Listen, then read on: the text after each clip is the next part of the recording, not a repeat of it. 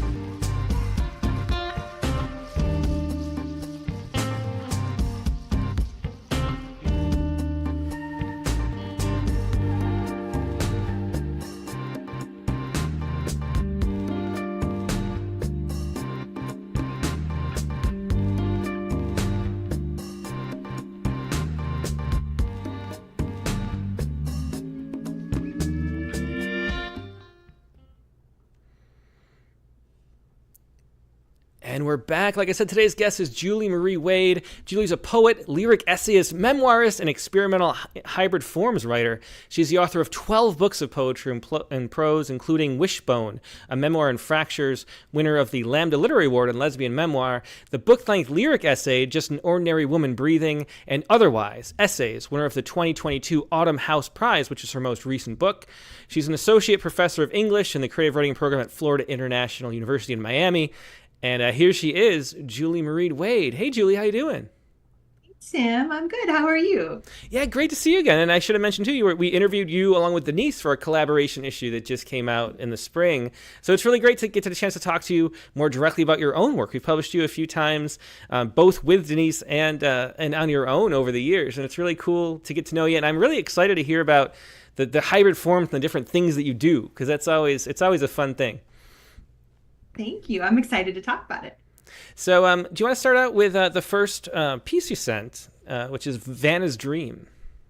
Yes. So this is an older poem. It's from my first full-length collection, Postage Due, and it's a persona poem, which I sometimes enjoy. So here it is, Vanna's Dream. Morning's oyster gleam and a star rising over North Carolina. Cheer season and 16 again. When the words were hers, she still believed they mattered. The light slipping in soft now between the curtains. A boy she kissed and stayed the night with is now long gone. But there was a heat in his body given over to her, like a blessing, like the Holy Ghost taken on human form. Go team, and oh, how she dreams of the sidelines. Looking pretty, her mama said, was the best revenge. They have to hate you a little while before they love you. Two, four, six, eight. Who do we appreciate? The lions, the tigers, the bears. Her skirt flounces up in the air, but the briefs are there, which is good, which is safety and modesty for a PG-13 kind of girl with thin blonde hair and a Bible epigraphed by Jesus. And the word became flesh, and the boy became distant, and the cheer squad limped along to the semifinals. She knew the words then like a glossy coat of paint across her tongue. She knew how to smile when they threw her higher than she liked, how to kick and curtsy, clap and count back to the next song. When the angel came to her in a dream, Vanna wondered, what did he mean in the future? Every night will be prom night and crisp dollar bills. The word is in you, the angel said, and you will reveal it, letter by letter. Yeah, it's a beautiful memoir type prose poem, Vanna's Dream, from an early book by Julie. And so the obvious thing to talk about, I'm really interested in, is your use of different forms. So much is memoiristic, if that's a word. Yeah, memoiristic, okay, but the poems are, and the prose is, the essays, and there's such a blend of that, moving between different forms. So, what is it that draws you to write in that style? Like, why do you not feel like fitting inside of a box of what poetry is or what prose is? Well, I think I'm a surprisingly subversive person.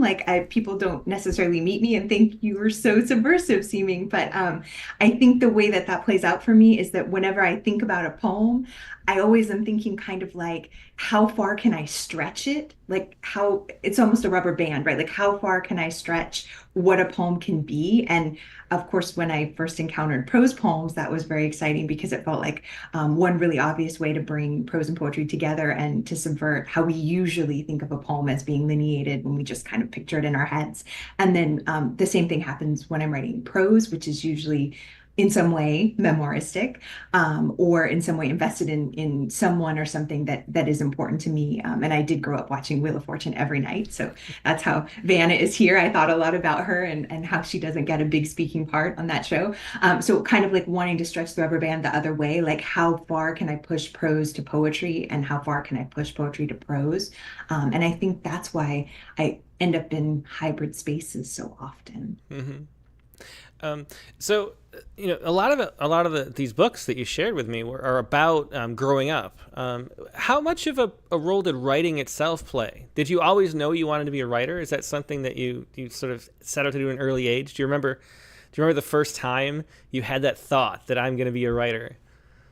I always had it. Like my mother was a reading teacher, and so she taught me to read when I was really young. Before I started 3-year-old preschool, we were doing a lot with letters and words, and I just thought, like, is there anything in the world like better than a book? Like, I just want to make these books, and we had them in the classroom, and we got them from the library. We didn't necessarily own a lot of them, but it was the idea that you could always find and borrow more of them.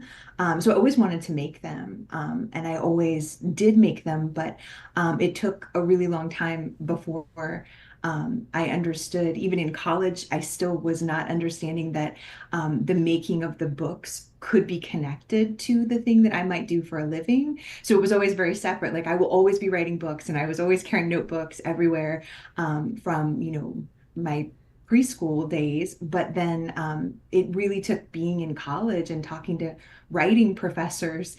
Oh, wait, like you teach this, but you also do this, and that's a thing I could do also. I mean, assuming I like teaching, and it turns out I love teaching. So it was very compatible, but it took a really long time. I just thought whatever I did, writing would always be the other thing I did, but that it wouldn't be connected to the job. Mm-hmm. And was there a way that you needed permission, or did you know that you could be that thing? Was there any shift from having doubt about that and always being in the back seat, the secondary thing that you did, to being the primary thing? Was there a moment where you knew that could be possible? I think it was just gradual, and it was also insistent. Like it wasn't, I was never going to put the notebook down. And I remember in third grade, I was writing this book series, and it was each Mead spiral notebook was the length. It's 140 pages front to back. So every one of my books just, stopped at 140 pages. It had to be done. And then the next one. And I remember that my peers would read them at recess, like I would circulate them. And that was the first time I had, a readership. And it was really satisfying. But I don't know, almost like even when I started publishing my work, which wasn't until a couple years after my first grad school experience, it's still unbelievable and amazing that other people can have your work in their hands. But it does give me that third grade recess feeling when people came up and said, like, where's the next notebook? Can we read the next installment? So I guess it was always there, but it took a long time to realize, oh, this is going to be so central also to I'm a writer and my students are writers, and we're going to talk about that together. Mm-hmm. Well, let's hear the next piece you have for us. And this is a more traditional poem from a book, though, that's interesting in that the titles are all the same. So tell us about that a little bit before you read it too. Well, I guess for people who can see this, I know it also has a podcast component, but it's a Midsummer Night's Press. They do little books with big ideas, which I love. And this is their body languages series. And I should actually say, because so much work is always emulation, but not all work is always as conscious an emulation as this. This project, When I Was Straight, happened because Maureen Seton, the late and very great Maureen Seton, had written a poem called When I Was Straight a long, long time ago. And Denise Duhamel had written an emulation of her poem called When I Was a Lesbian. And I had read them out of order. So I read Denise's poem first and thought that Maureen's When I Was Straight was an emulation of hers. And I had asked them both, since I was living in South Florida where they were both living, I really just want to write a whole book of When I Was Straight poems. Would that be okay with you both? And not only were they generous about saying it was okay, they blurbed it together collaboratively for me. So this is the second of the 11 When I Was Straight poems. And in the other half of the book, there are the after coming out poems. But so I owe this in so many ways to Denise and Maureen. When I was straight, I did not love women as I do now. I loved them with my eyes closed, my back turned. I loved them silent and startled and shy. The world was a dreamless slumber party, sleeping bags like straitjackets spread out on the living room floor, my face pressed into a slender pillow. All night I woke to rain on the strangers' windows. No one remembered to leave a light on in the hall. Someone's father seemed always to be shaving. When I stood up, I tried to tiptoe around the sleeping bodies, their long hair speckled with confetti, their faces blanched by the porchlight moon. I never knew exactly where the bathroom was. I tried to wake the host girl to ask her, but she was only one adrift in that sea of bodies. I was ashamed to say they all looked the same to me, beautiful and untouchable as stars. It would be years before I learned to find anyone in the sumptuous, terrifying dark. Yeah, it's beautiful. When I was straight, I do not love women as I do now is the first line of that one. It's one of the earlier poems in the book. And I love the way in that poem, there's sort of a specificity and a generality too. And it goes back to specific memories, but there's this universality to it too, which you saw a bit in the Vanna White poem as well. How much do you feel like that as somebody who focuses on memoir a lot? How much do you feel about speaking for a broader experience than your own? Is there a balance between the two? I think so. Nobody's ever asked me that. That's a really good question, and that might be one of the reasons. I mean, initially I was really drawn to confessional poetry when I started reading more poetry by living authors in college. But then I also felt the tug back to persona poetry and that feeling of there is so much that we share with other humans. So poems that are rendered in like other voices or about other subjectivities might not be so different from our own. And when I was growing up, the funny thing is I actually only ever made it through like all night at that one slumber party. Slumber parties were always that thing that during the day sounded really wonderful, but during the night, not so much. So there's a feeling of I only have my one successful slumber party to draw from, but I knew it was something that a lot of kids were doing like every weekend. So it felt like a universal rite of passage. So I guess even in that poem, it's drawing a lot from something general, or at least of my era. I don't know about the next generations, but that was something that, everybody's birthday party was a slumber party for a while. So it felt familiar, but I also kind of felt on the outside of it. Yeah. Well, the weird thing, having kids now, is that like parties are like the only time they get together, which is the weird thing. So they have slumber parties still, but they don't just hang out.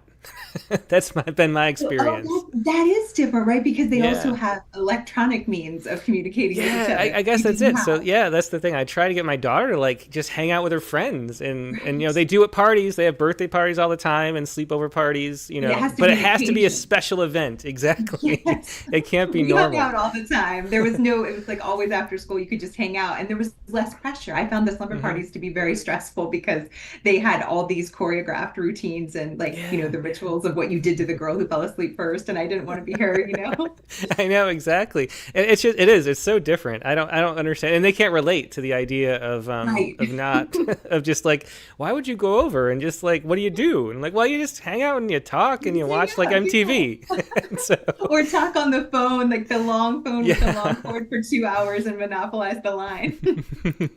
Exactly. Well, there's a quote or a comment here from Sandra Iannone. She says, "I love how her poetry has so many undercurrents running it all the time."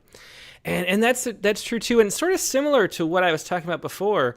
There is this sort of broader dialogue within the personal narrative. How much do you like? What is your process like where things like that come out? Is it sort of, are you conscious? Are you aware of sort of the extended metaphors that you're building as you're telling personal stories, or is it something that just the subconscious comes up with? Well, I mean, I tell my students, like, if someone finds something in your work, take credit for it, Yes, of course I meant to do that. I think maybe it's less about it being conscious and more about just practicing writing a lot. Like, for me, like with this project too, you can see it, but just like when I was straight, it's such an interesting idea to me, handed down through Denise and Maureen, like the idea that if the world largely presumes people are straight until they can self-identify as otherwise, then you're kind of always living in this double life, or you feel like you're kind of studying the rituals of how things are supposed to go, but you're maybe uneasy with those rituals. So you get this kind of double awareness, and writing so many when I was straight poems let me just keep trying to tackle it over and over. But even if the project wasn't so, serial in nature, I would probably still be writing like 11 versions of the poem, even if I was only putting one or two in the work. So sometimes I guess I get to make the series more explicit, and then you see that I'm trying to sort of tackle it from a lot of different ways. And maybe some of these are more personal in their rooting, and some of them are more like broad universal in their rooting. But I think in a project like this, I'm just letting you see all the ways that I've tried to reckon with that concept. But I guess I'm always doing that. I'm just not always showing all the versions. Hmm. Yeah, well, they're beautiful poems. The audience watching, especially on YouTube, is just raving about them right now. Everybody's enjoying them. Nice. Um, do you want to read another one? Let's do Atlantic City Elegy. It's a longer one, and sorry in advance, there's a sample only on the text everybody's going to be seeing, Oh, but I'm so that's sorry. okay. I should have. It's my fault. I should have like mentioned that to you and got the real version, but I forgot about it. But Oh, what I should have done it from not the, all the galleys of your books, how you have those like saved somewhere. Well, for academic purposes, we have to submit them every year. So that's why you've got a weird copy. Sorry, Tim. no, it's This okay. I should have addressed it. But, This poem is from a book called Six, which mhm. looks like this. I just love the cover art by an artist named Felicia Olin. So little shout out to her. This book is six really long poems, but what I also like in the subversive sense is that there's a seventh poem that we snuck in that's not nearly as long. But the reason for it being there is bittersweet, because C.D. Wright was the person who chose the book for the prize. And I thought, because she's one of my favorite favorite poets that I would maybe get a chance to meet her as a result. And then she passed away not long before the book was released, and I wanted to write something for her and sort of a tribute of some kind. So this is Atlantic Elegy, and it begins with an epigraph from C.D. Wright. We see a little farther now and a little farther still. I ask the rain to remit, but not because I am ungrateful. A rain check for the rain. Is such a thing possible? In Florida, even the cold is warm by comparison. We sit at the ocean's lip as it licks the sand from our toes. Consider instead the terrifying beauty of alternative. I ask the sun to pumice our faces, blind us humble and good. Incumbent sun so long accustomed to winning the stars' wars. Consider although, like trying to whistle with a mouth full of saltines, we only know what we know. We only see what we see. I ask the space to persist after the hyphen that separates birth from death, to leave the parenthesis like a gap tooth. Then to no one in particular, I say, what age is not a tender age? This hapless haptic misses her BlackBerry. Such tender buttons were they not, the tiny underwood slip inside her pocket. I asked the lifeguard not to hang the purple flag for jellyfish and stingrays and the floating terror. Imagine if that were your name. Also answers to Blue Bottle, Phasalia phasalis, man of war. Consider accept, luminara of a word, bag of sand with a light inside, synonym for human, perhaps. I am not opposed to the idea of being lost, like the red balloon, mylar with a silver underside, buoyed along these stubby waves. Consider forever, which is a trick command. A seagull tugs the string of the beached balloon. You see it more clearly now. A web to design, the visage of Spider-Man. When the rain comes, it is warm kisses, little white beads. Grown-ups stick their tongues out like children do. It's not over till it's over. And then, too soon. Yeah, so that was another great poem. That was Atlantic Elegy from the book Six by Julie Marie Wade.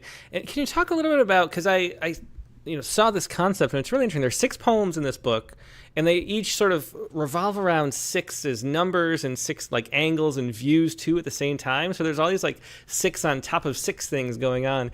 Can you explain, what it was like to put a book together from that perspective? It's such an unusual way to look at a collection of poems. Well, thank you for paying such close attention to the poems. That's really lovely. My first poetry professor, who offered a course in more experimental poetics, and the class where I first read C.D. Wright, is a poet named Bruce Beasley. Many of you will know his incredible work. And he said to us in a grad seminar, this would have been like 2002, I think, but I tell my students this story a lot. He told us that we were all going to write about 6 things for our whole lives. And then he said, well, like it could be 5, it could be 7, but let's just say 6. And I love the number 6. So I said, yeah, let's say 6. And he said that it's not that we're just doomed to be redundant, but that we would probably be able to parse out like 6 obsessions, 6 questions, 6, maybe their fears, maybe their desires, but like 6 big things that we're searching to better understand in our writing lives. And I think he meant that regardless of genre. And so when I left that program, it was a master's program, I went to my MFA program, I was just sort of in the background working. It wasn't my thesis project, but it was my shadow thesis project on these 6 really long poems, trying to figure out what my 6 things were. And I think that's why they're gangly and unruly and like 20 pages each. And also it means a lot that, you know, a poet like C.D. Wright I felt like she was understanding what I wanted to do in a way that the book circulated for 8 years before anybody, you know, said, yes, we want to publish this. So it was admittedly a very weird project, but it was also maybe one of my most satisfying projects ever because the work was so exploratory. It was almost essay, but not quite. Mm-hmm. Yeah, well, it's really an interesting concept. I love that idea of the six things too. I think I've heard that quote or something similar. You know, that there's just these topics these obsessions that we fixate on, sort of like Dunbar's number, except for instead of for people, it's for it's for topics. But there are things that we just can't get. You know, we haven't like made sense of. Do you think there's anything, you know, last week we had Timothy Liu, who is into numerology and astrology and tarot cards and things like that. Do you think there's anything significant about six in that? Or do you think that it's just a number, you know, that was pulled out of the air? Or do you think there's a reason for six being the number that is significant instead of 7 or 5?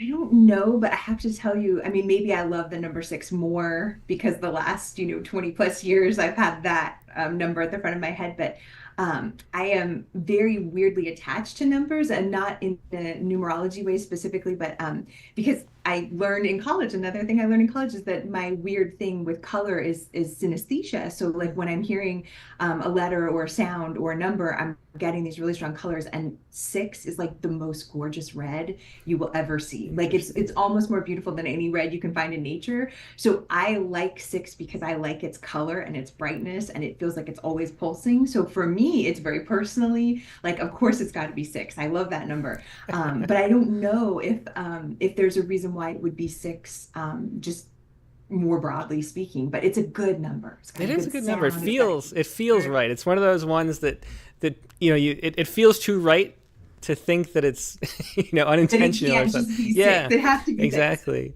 That synesthesia is an interesting question. I just saw a book by Gregory Betts, who's a contributor to A Few Issues Rattle. He does a lot of strange things, and one of the things he just did was translate Shakespeare's sonnets into colors on a word or a phoneme by phoneme basis somehow. And then there's this book of like, you can't read it, but it's in colors. And so talking about, you know, that coupled with your synesthesia, do you feel like that is a component when you're writing poems in some way? Like does a poem have a certain like color palette for you maybe, you know, as you're writing? It does, but it's one of those things like how you you know, you can walk just fine until you start thinking about walking, or you can breathe just fine until you start thinking about breathing. So it's more like, I think it's a navigational tool with language, but if I'm too consciously thinking about it, like, oh, what colors are in this poem, then it becomes like, oh, I can't proceed with the poem. But as I'm writing it, I do know that I'm kind of it's almost like a color compass, like I'm using something. And I tried to do a presentation on this once in grad school in another very experimental class, and it made me extremely self-conscious about my writing, but I was able to kind of show like these are what different words look like by animating them with color, and it felt like that was maybe more satisfying for the audience than for me. But I am interested in like reversing that and trying to figure out like, how does that work? And I'm not there yet. I don't really know how it works, but I like it. There is some kind of color compass in me. Yeah, it's really interesting. I mean, I'm always fascinated by the different ways people's brains work, you know, because you hear, like, I love that, just the idea that some people don't have an internal monologue and that some people can't visualize an apple, you know, that those two sort of meme-ish things from psychology. But, like, what is the experience like for people like that is so interesting to me. So thinking, I mean, I have no concept of synesthesia. Like, it doesn't do anything for me at all. Or even having connections to numbers is sort of a foreign thing. So it's really fascinating to hear about that. Julian Matthews points out that there are 6 license plates on the wall next to you, which I didn't notice. Is that a coincidence? No, that's just all the states where I've lived and been licensed to drive, which is all of them eventually. Since you know, one of them, Washington, is where I got my license. So then those are all my license plates. And I do love like letters and numbers being together. So, and I'm very sentimental, of course, so I kept the license plates, but I hadn't realized that there were 6 of them. And Florida like makes you get a new one every few years, so that's why I still have a license. But there's also one on my wall. That's really interesting. That you know, that's a lot of places to have lived. Is it the teaching grind find that's sort of, finding Florida International University that did that, or did you move around a lot when No. you were a kid?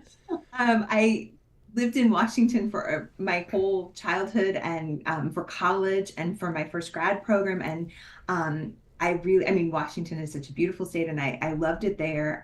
But then to go to more school, and I really love school. So it turns out school and writing are like the two great like fusions of literary love. So I moved to Pennsylvania for an MFA, and then my partner and I had a strange year in Ohio at a boarding school. So then that's how I got that license plate. And then more grad school in Louisville, Kentucky, and then Florida International University brought me here in 2012, and to a dream job. So so I'm not specifically looking for more license plates, but I'm grateful to have lived in a lot of different places because it gives you a lot to draw on too when you're writing. Like the landscape images in particular, like very much tether me to different times in my life. Mm-hmm. Is there a certain place that you felt was the most poetic of the six? Well, my favorite city, I've visited 46 states. So by the time I'm 50, I want to go to all 50, and airport layovers don't count, or I'd have probably all of them by now. But Bellingham, Washington is my favorite place that I've ever been. It's where I met my partner. It's where I started teaching and found out that I love teaching. It's where I had that great class with Bruce and mentorship from Suzanne Paola and Brenda Miller, and where I just figured out like, oh, love of school, love of writing, love of person, it all goes together. But that is a really poetic place. And you can take the ferry to Alaska from Fairhaven. So yeah, that's probably my, my most poetic landscape. Yeah. Well, let's hear another poem. An intermission at Bonoria Hall is the next Oh, up. this is a good segue. This is a Washington based concert hall. Benaroya Hall is in downtown Seattle. And I guess maybe the context for this project, this is another A Midsummer Night's Press title. It's Same-Sexy Marriage. That was a typo in an email that was sent to me, so I had to use it, of course. Same-Sexy Marriage, a novella and poem. So these are all poems, mostly narrative poems, but this one comes kind of at the middle, like an intermission of the book. But this is about the conceit of the book is that after coming out and moving to Pennsylvania with my partner, my mother was having a very difficult time dealing with this, and so she had invented a story that I had married a surgeon and was living in New England, and because of the internet, a lot of people who have the internet, my mother doesn't have the internet on purpose, but a lot of people found out that this wasn't true because of Googling me. So this is based very much in real life as I imagine things might have gone down. Intermission at Benaroya Hall. In the ladies' room, my mother teases her hair with a bright blue pick, then blots the coral from her lips and applies a fresh coat. In the mirror behind her, a floral tunic and a poodle dog Bob are coming ever so slowly into view. Linda, is that you? Then a doughy hand drops, decisive, on her shoulder. Bernice? Yes, it's me. She draws my mother to her bosom for an awkward hug before guiding them both toward one of the vacant divans. It's been ages. I haven't seen you in any of the usual places for, well, it must be going on a decade now. Has it really been that long? My mother struggles to keep her knees from clacking. She squeezes them tight by crossing her legs, which she has always resented for being too large, not tapered, like the candlestick limbs she admires.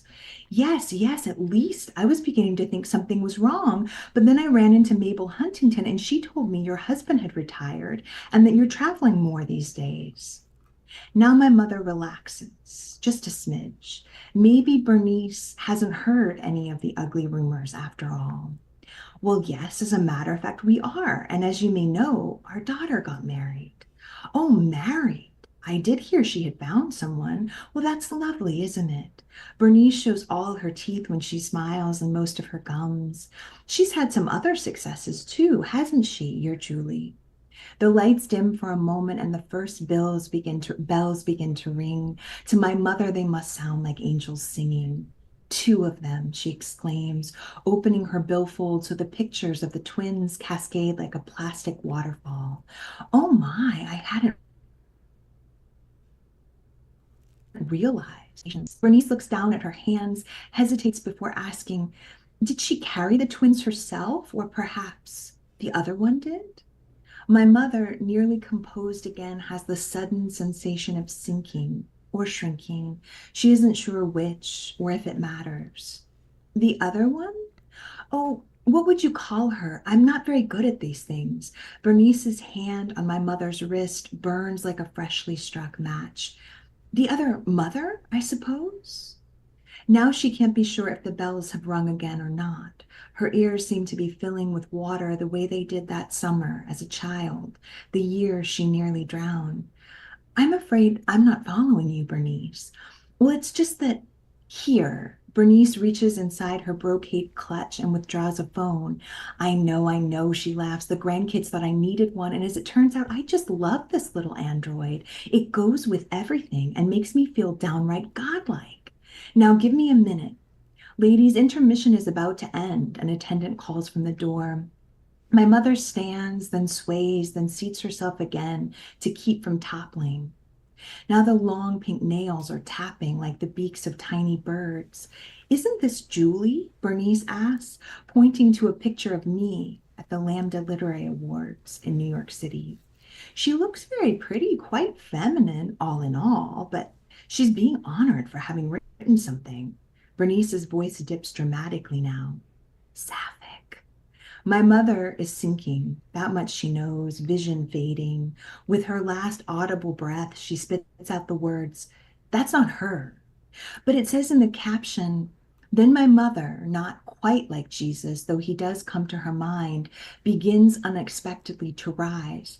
There are plenty of young women who have her name, Bernice. Why, they must have turned out dozens of Julie Marie Wades in 1979. Her library books were always getting mixed up with another girl's right in our own neighborhood. This is true.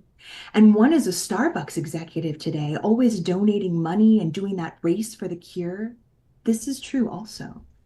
Linda Wade plants her heels deep in the plush carpet, lets indignation do the heavy lifting. My Julie isn't even Julie Wade anymore. She's married to a surgeon, and they're living in Boston now. She took his name, of course, because that's the kind of daughter we raised. Soon my mother is running into the dim light like diving into a swimming pool at dusk. Lucky for her, my father glows in the dark. He stands alone in the lobby like a trench-coated isotope. He knows better than to ask questions. My father drives her home before the second act, the only time that they've ever left a show midway. All the while, behind her, Bernice had been calling out, "Okay, okay, but it's not so bad, is it really? I mean, even our former vice president's daughter is gay." And then, "It doesn't have to mean she's a Democrat, Linda." This we should leave for another day. Yeah, great last line there. And that was another piece by Intermission at Beoria. I can't say that. Benaroya Hall. It's okay. It's really like one of those things you learn it if you live there. Anyway, yeah, great piece there too.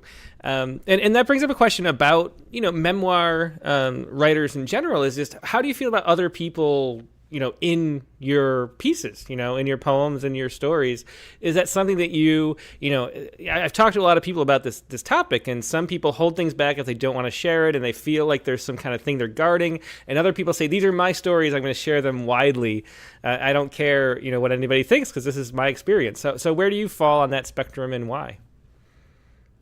That is always the hardest question. I mean, I teach memoir classes and I teach poetry classes, and in poetry, I feel like the way out, the loophole, but it's a very important loophole, is that you can do more under that. Well, it's hybrid between, officially making something creative nonfiction and officially making something fiction. Like you can move between those expectations and lean into truth, like emotional truth, or my favorite kind of truth, like the subjunctive truth of I know, like in my actual life, from friends who've sent emails or people that I knew when I was growing up who've said, why is your mother telling people this story that isn't true?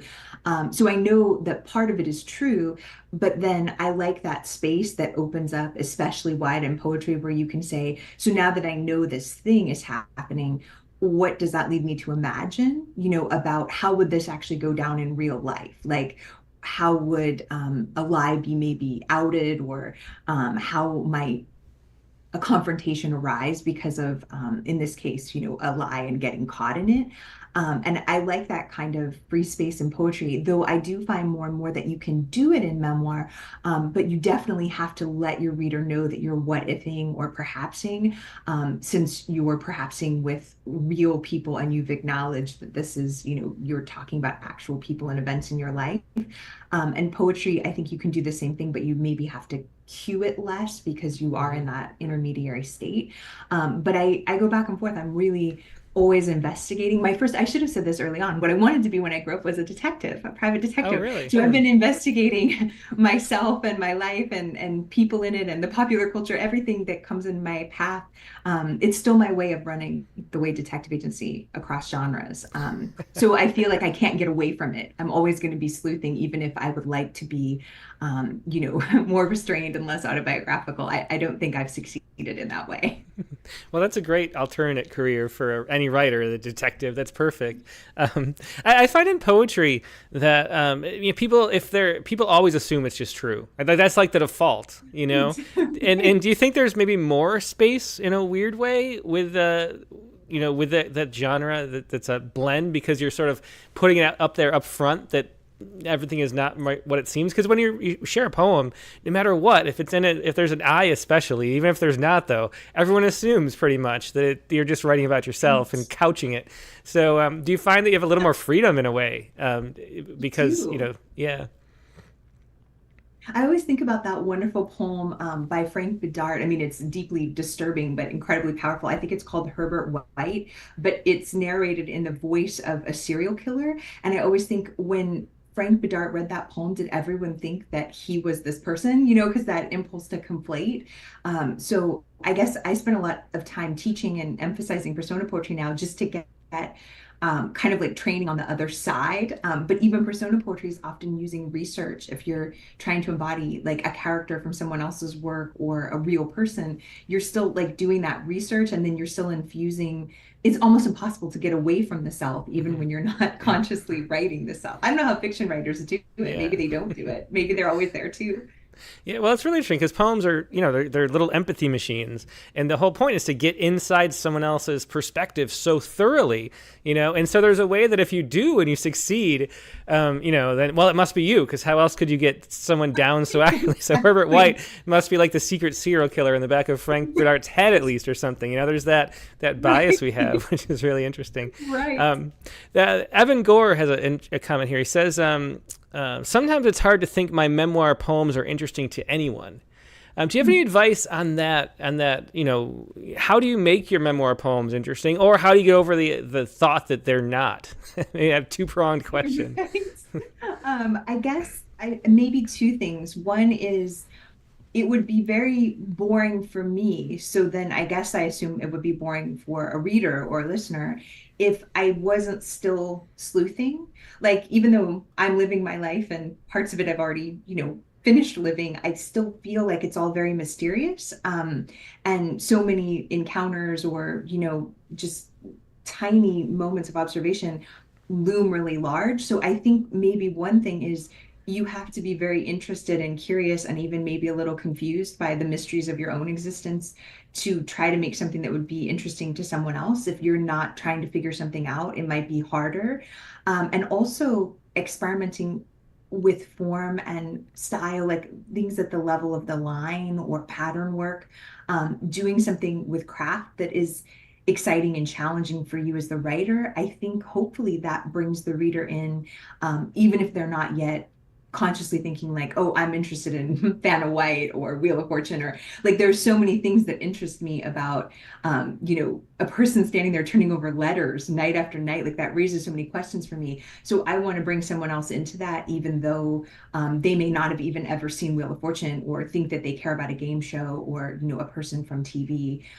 So I guess I have to be really interested at the level of the line and also really curious about whatever I'm writing about, including the mysteries of my own experience. Yeah, well, that's a really good way to put it. I think great advice probably for anybody who writes, in that style and that genre. We've seen a whole bunch of different styles of poems. We have sort of traditional type poems that look normal, like normal poems on the page. Then we also have these prose sections, and the last one was very much like, a short story or a fiction piece or something like that. So how do you, when you enter a poem, how do you decide where you're going with it, given the sort of ultimate freedom that you have to shape it any way you want? How do you know which shape it should be? Is that something that you have to sleuth out too? I do have to sleuth. I like writing, poems under direct influence with time constraints. Like, I could read the poem of the day at Academy of American Poets or the Daily Rattle, or I also subscribe to Swim, supporting women writers in Miami. So you get a daily poem, you read it, you give yourself like 5 or 10 minutes to just start writing under its influence and see if it starts going somewhere that you want to keep going, or just warms you up for something else. But more often, I think I like writing those kinds of poems, and sometimes a poem just, emerges as like, I need to write this. But more and more, I like having projects. I like Same Sexy Marriage was a whole project about exploring how this lie might ripple out for my mother, and how it might also ultimately ripple out for me, and like the chance to imagine a different life for Julie Wade than the one I was living. And very obviously turns out I really like the one I'm living a lot better. But it still was a chance to get to understand things about my mom and my parents and the world I come from. So I guess like I like having a conceit or like a project of something that I'm working on, like the big 6 poems, or Same Sexy Marriage being like a novella and poems, like sequential and chronological in some way. Like I like the idea of trying something hard, like building a narrative arc for me is not as intuitive as something more associational. So I like giving myself a challenge and then writing into it. And that feels really sustaining. So because then you write the next poem and it's like, okay, so what's my next of the 6 things, or what's the next thing that might happen in this unfolding, if at first you tell a lie and then you get caught in it, what comes next? Like it starts to have its own kind of momentum. So I think that's how I find the different forms too, is like, what does this project need? And how do I, build patterns, which we talk about a lot in class, like you need patterns your readers can recognize, but also you want to break the pattern before it gets stale. So also what are ways I can, put an anomalous structure or an anomalous style in the mix so that it's not hopefully dull. Yeah, well, really interesting. So, challenging yourself and having, mysteries to explore yourself seems to be the key. Yeah, I mean, you mentioned that whole book came out of a typo from an email, that the Same Sexy Marriage.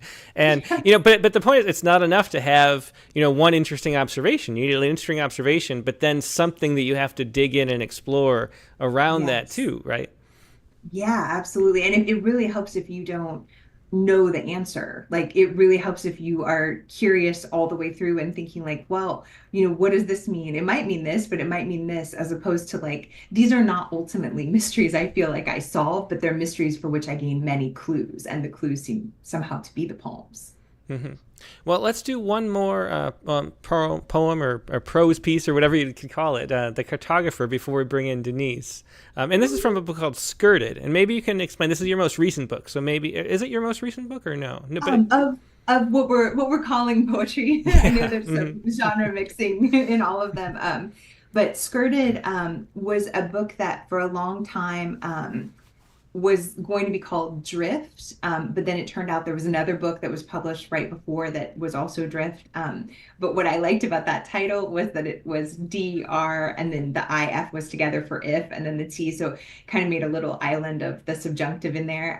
But I also really liked Skirted when we were brainstorming, my publishers and I were brainstorming, like, what else could we call this? So kind of talking about constraints, and it's a different way of a different kind of project, like looking at estrangement from family of origin. And again, this poem is going to be about family, but in a different way. So I have a lot of poems in this book that are the, and then a kind of role or occupation. And I actually knew a cartographer once, and it was a friend's husband, and I pestered him with a lot of questions because it was a very mysterious occupation. So this is I guess my slant on the cartographer, and it also makes me think of my partner too. Like, I'm not sure who is me and who is her, but it's trying to investigate family of origin. The cartographer. She represents a diminished demographic. That's what they tell her at the young professionals' lunch. Do you ever work freelance? Do you ever draw freehand? What does a cartographer do in her spare time? The woman is patient. The woman is private. She lets them speculate about her childhood, her interest in blueprints, her failed attempts at architecture.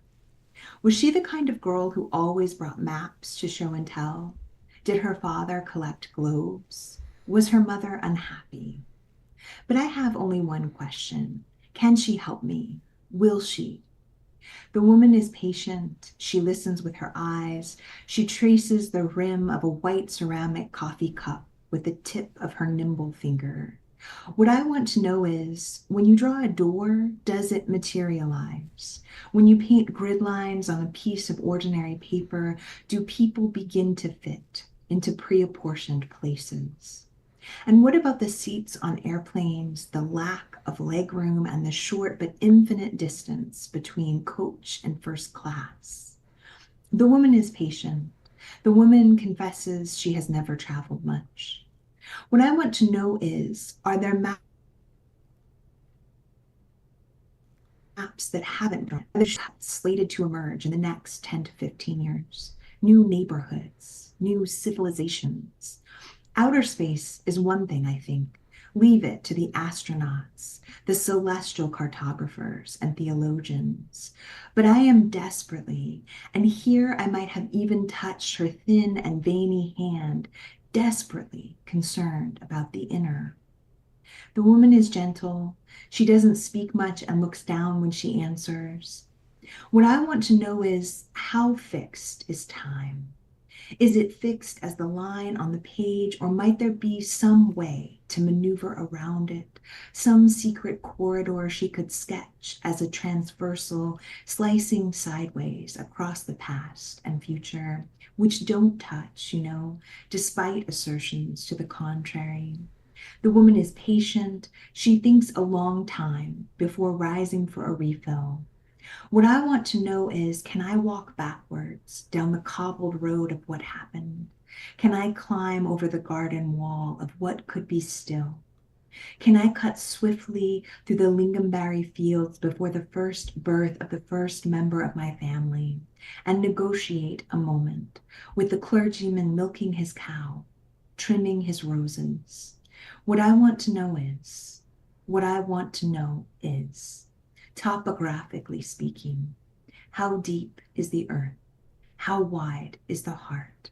How possible my small and only life? Yeah, another beautiful poem with a beautiful ending, too. That was The Cartographer from Julie's book Skirted from 2021.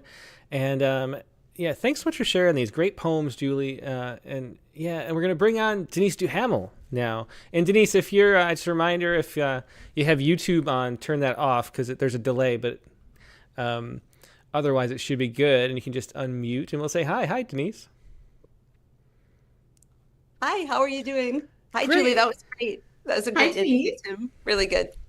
Yeah. Well, it's so great to see you again. And of course, for those viewers who are used to Rattle and have read all our issues and stuff, you know that we interviewed both Julie and Denise together for our collaborative poetry issue that we did in the spring. And Julie and Denise have been working together on a lot of things for a long time.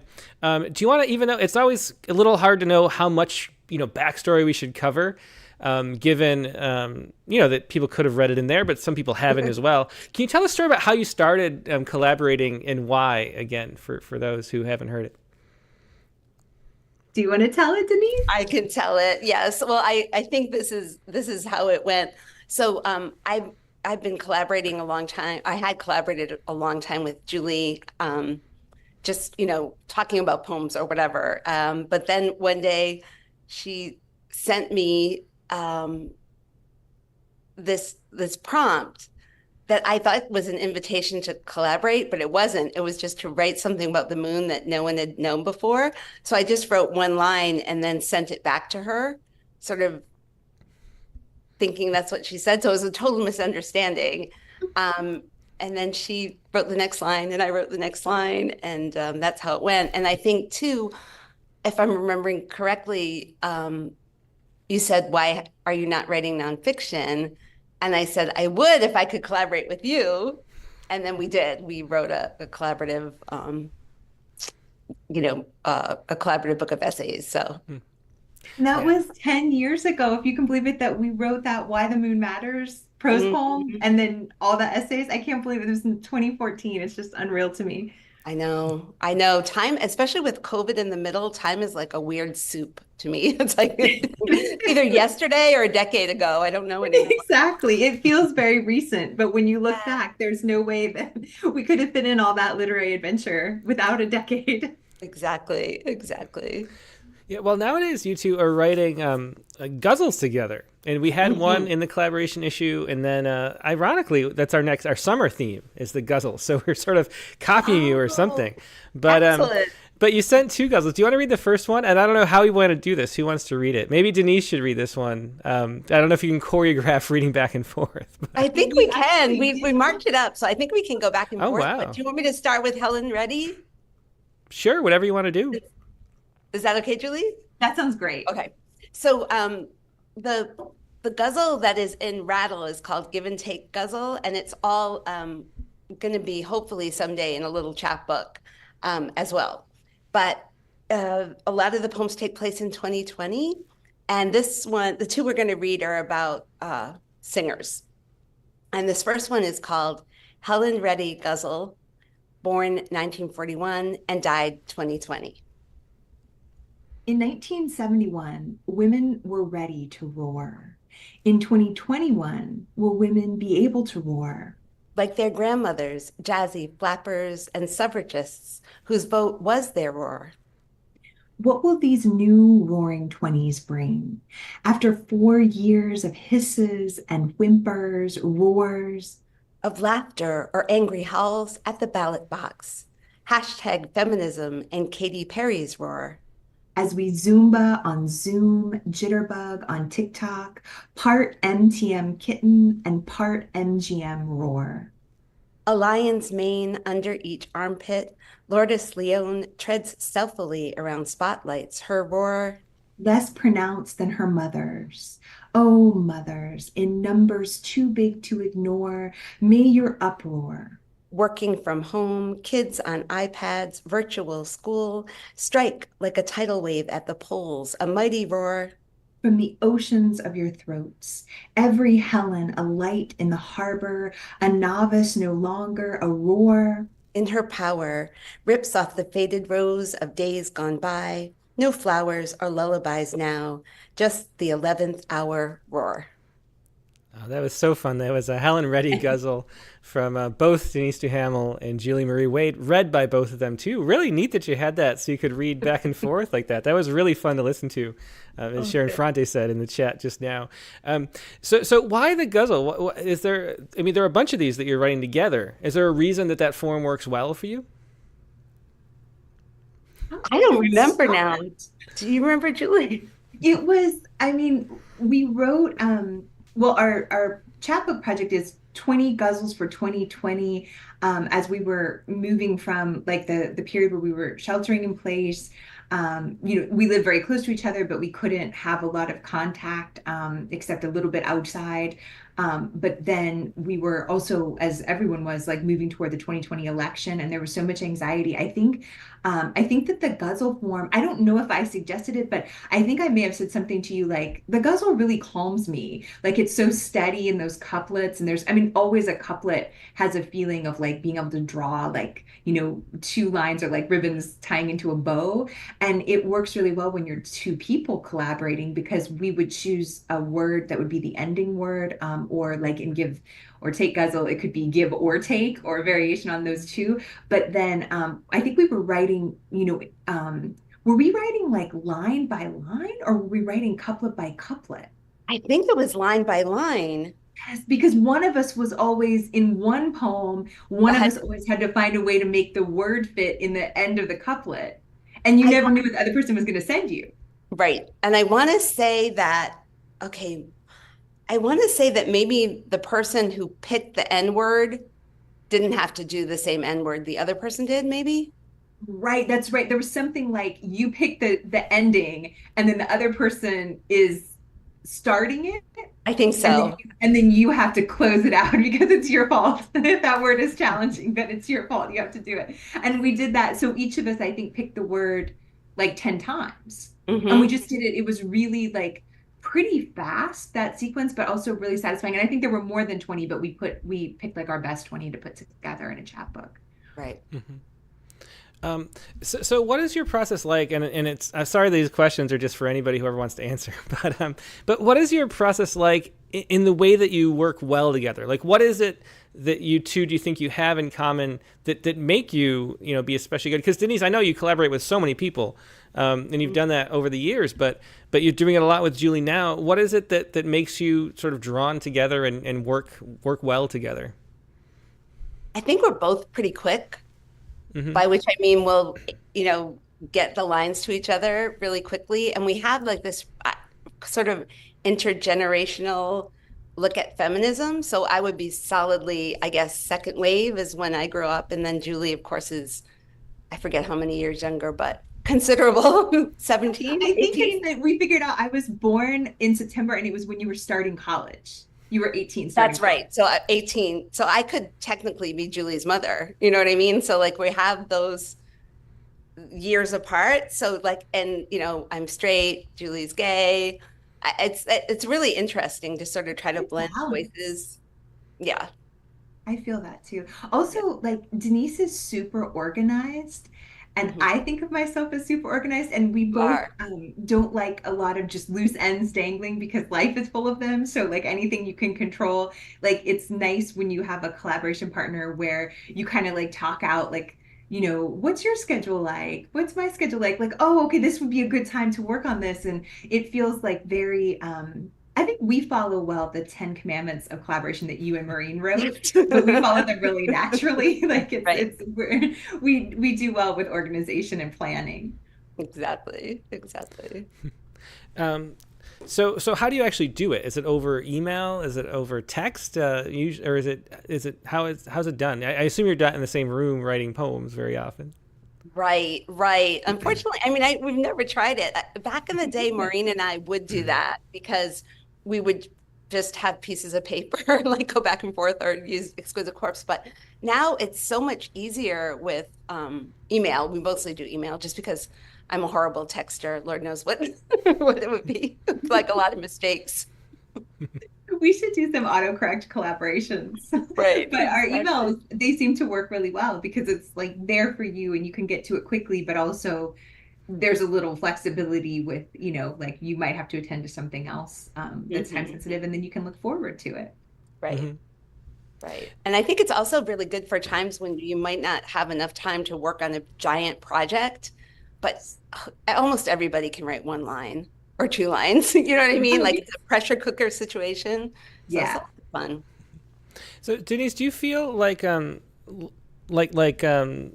poetry is a kind of like religion almost that you have to spread, like is it something that like you want to spread the good word about how fun it is to do this? Because you do, now that Maureen's gone, you're sort of the lead figure. Looking up, we did an episode of the Poetry Space about collaboration, and everywhere we turned it was Denise Duhamel did this, Denise Duhamel does this, the Saints of Hysteria did this, she worked with this, oh, this person got it from Denise Duhamel. So do you feel like it's sort of part of your mission as a writer to get more people working together, or is it just something that you do for fun and don't really think about it much? Well, I love it so much, but I'm sort of okay if people don't want to do it. I really don't think it's for everybody. And I think you have to have a certain temperament and a certain if you can't let go, it's probably not the right thing for you to do. Or if you your line's going to be, you think you're writing one thing, and the great part of collaboration is that, your writing partner is going to change, like, oh, wait, that's not what I meant, but that's hilarious. Or like, oh, that's really good. So you have to be able to move that way. And if you don't want to move that way, I wouldn't recommend it. But I think it's a great, I don't know if you felt this, Julie, but I think when you go back to your solo work, you're kind of changed a little bit in terms of what I do feel like that. I do feel that way too. Right. It's like when we talk to our students in our multi-genre program, like, okay, you're a fiction writer, but yes, you do have to take a poetry workshop, but don't worry, even if you don't, become a poetry writer who wants to write poems all the time, it's going to enrich your work in fiction, right? Like your genre cross training, and collaboration is a kind of cross training. Yeah. And it has merit intrinsically, but it also really does enrich your other work, I think. Mm-hmm. Can you think of like specific ways that it has? Are there certain sort of things you see yourself doing that you think, oh, that's because I picked it up collaborating? I can feel it a lot more probably than Julie, because Julie was already a multi-genre writer, but I am very prose doesn't come easily to me, but now it comes a lot. It's still not, I'm still a poet, mainly, but if I have to write an essay now, I'm just like, okay, I can do it. I feel like I learned with Julie how to do it in a way, which is like really weird because I should know how to write an essay at this age. But I don't know, there's something always kind of intimidating about going across the page and filling it up and, driving myself into places that have no business in this essay, you know what I mean? Or whatever. I was kind of a mess. And I feel like Julie's really helped me to focus in that regard. Mm-hmm. That's amazing. I want to say how much I love, and everyone should look up Denise's Modern Love essay on the heating pad. I can't remember what it's called, but it's an absolutely fantastic personal essay about the heating pad. Thank you. Astonishing. Thank you. Totally beautiful. And I learned to experiment more with form because of you. And That's you right. and Maureen writing together, but also you as a neo-formal poet who will, your pantoums are really thrilling. I'm not a great pantoumist, but I started tinkering. I wrote like my first successful adult villanelle because of you and what you've done with villanelles for same-sexy marriage. I was like, there's going to be a villanelle in here because that's what Denise Duhamel would do. And so I'm more free verse and weird verse, but then your neo-formal experimentations have made me more interested. And that's also how we got to Guzzles, because I loved them, but I wasn't even writing them by myself. Right. I remember that is how we got to them, because I was like, oh yeah, I can write a guzzle. Yeah, no problem. Yeah. That made me feel so good. These are my first Guzzles. That's funny. So, do you find that that certain forms work better than just having open-ended writing between each other? Like, if you have something set out ahead of time, like you're going to write Guzzles this time, or you're going to write creative nonfiction pieces, is that really important? Do you find form is a key to having a successful collaboration? I think so. I really do. I mean, it doesn't have to be, something as a traditional form, but I think like when we were writing, when we were writing this long prose book, also during the pandemic, we remember at one point we were like, let's just do 100 words each or something, because it was like, I don't know, just a way to contain. I think it's called Drabble if you do 100 words at a time or 200 words. Yes. I don't know, it just helps you focus maybe in collaboration, so that one of us isn't writing like 900 words and the other one 2, which I'd probably do 2, a little couple or like a couplet at the end or something. It kind of forces you to think in a different way.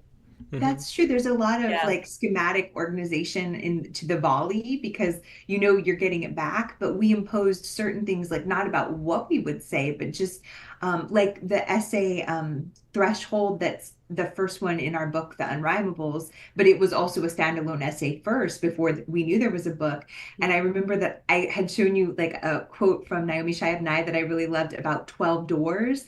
So because we were going to use that as an epigraph, we had already decided that there would be like 12 doors, like there would be 12 parts. And so then we would each write 6. And I think we did it as a drabble, like we each would write 100 words back and forth, or maybe 200, but we had this super like symmetrically compressed in terms of length, but then very, very widespread in terms of content.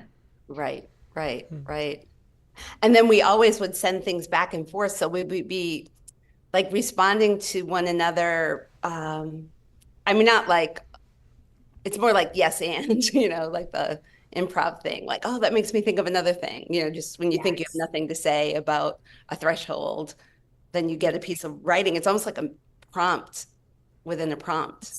It right? is. It's like interchanging prompts all the way through, Mhm. which I love.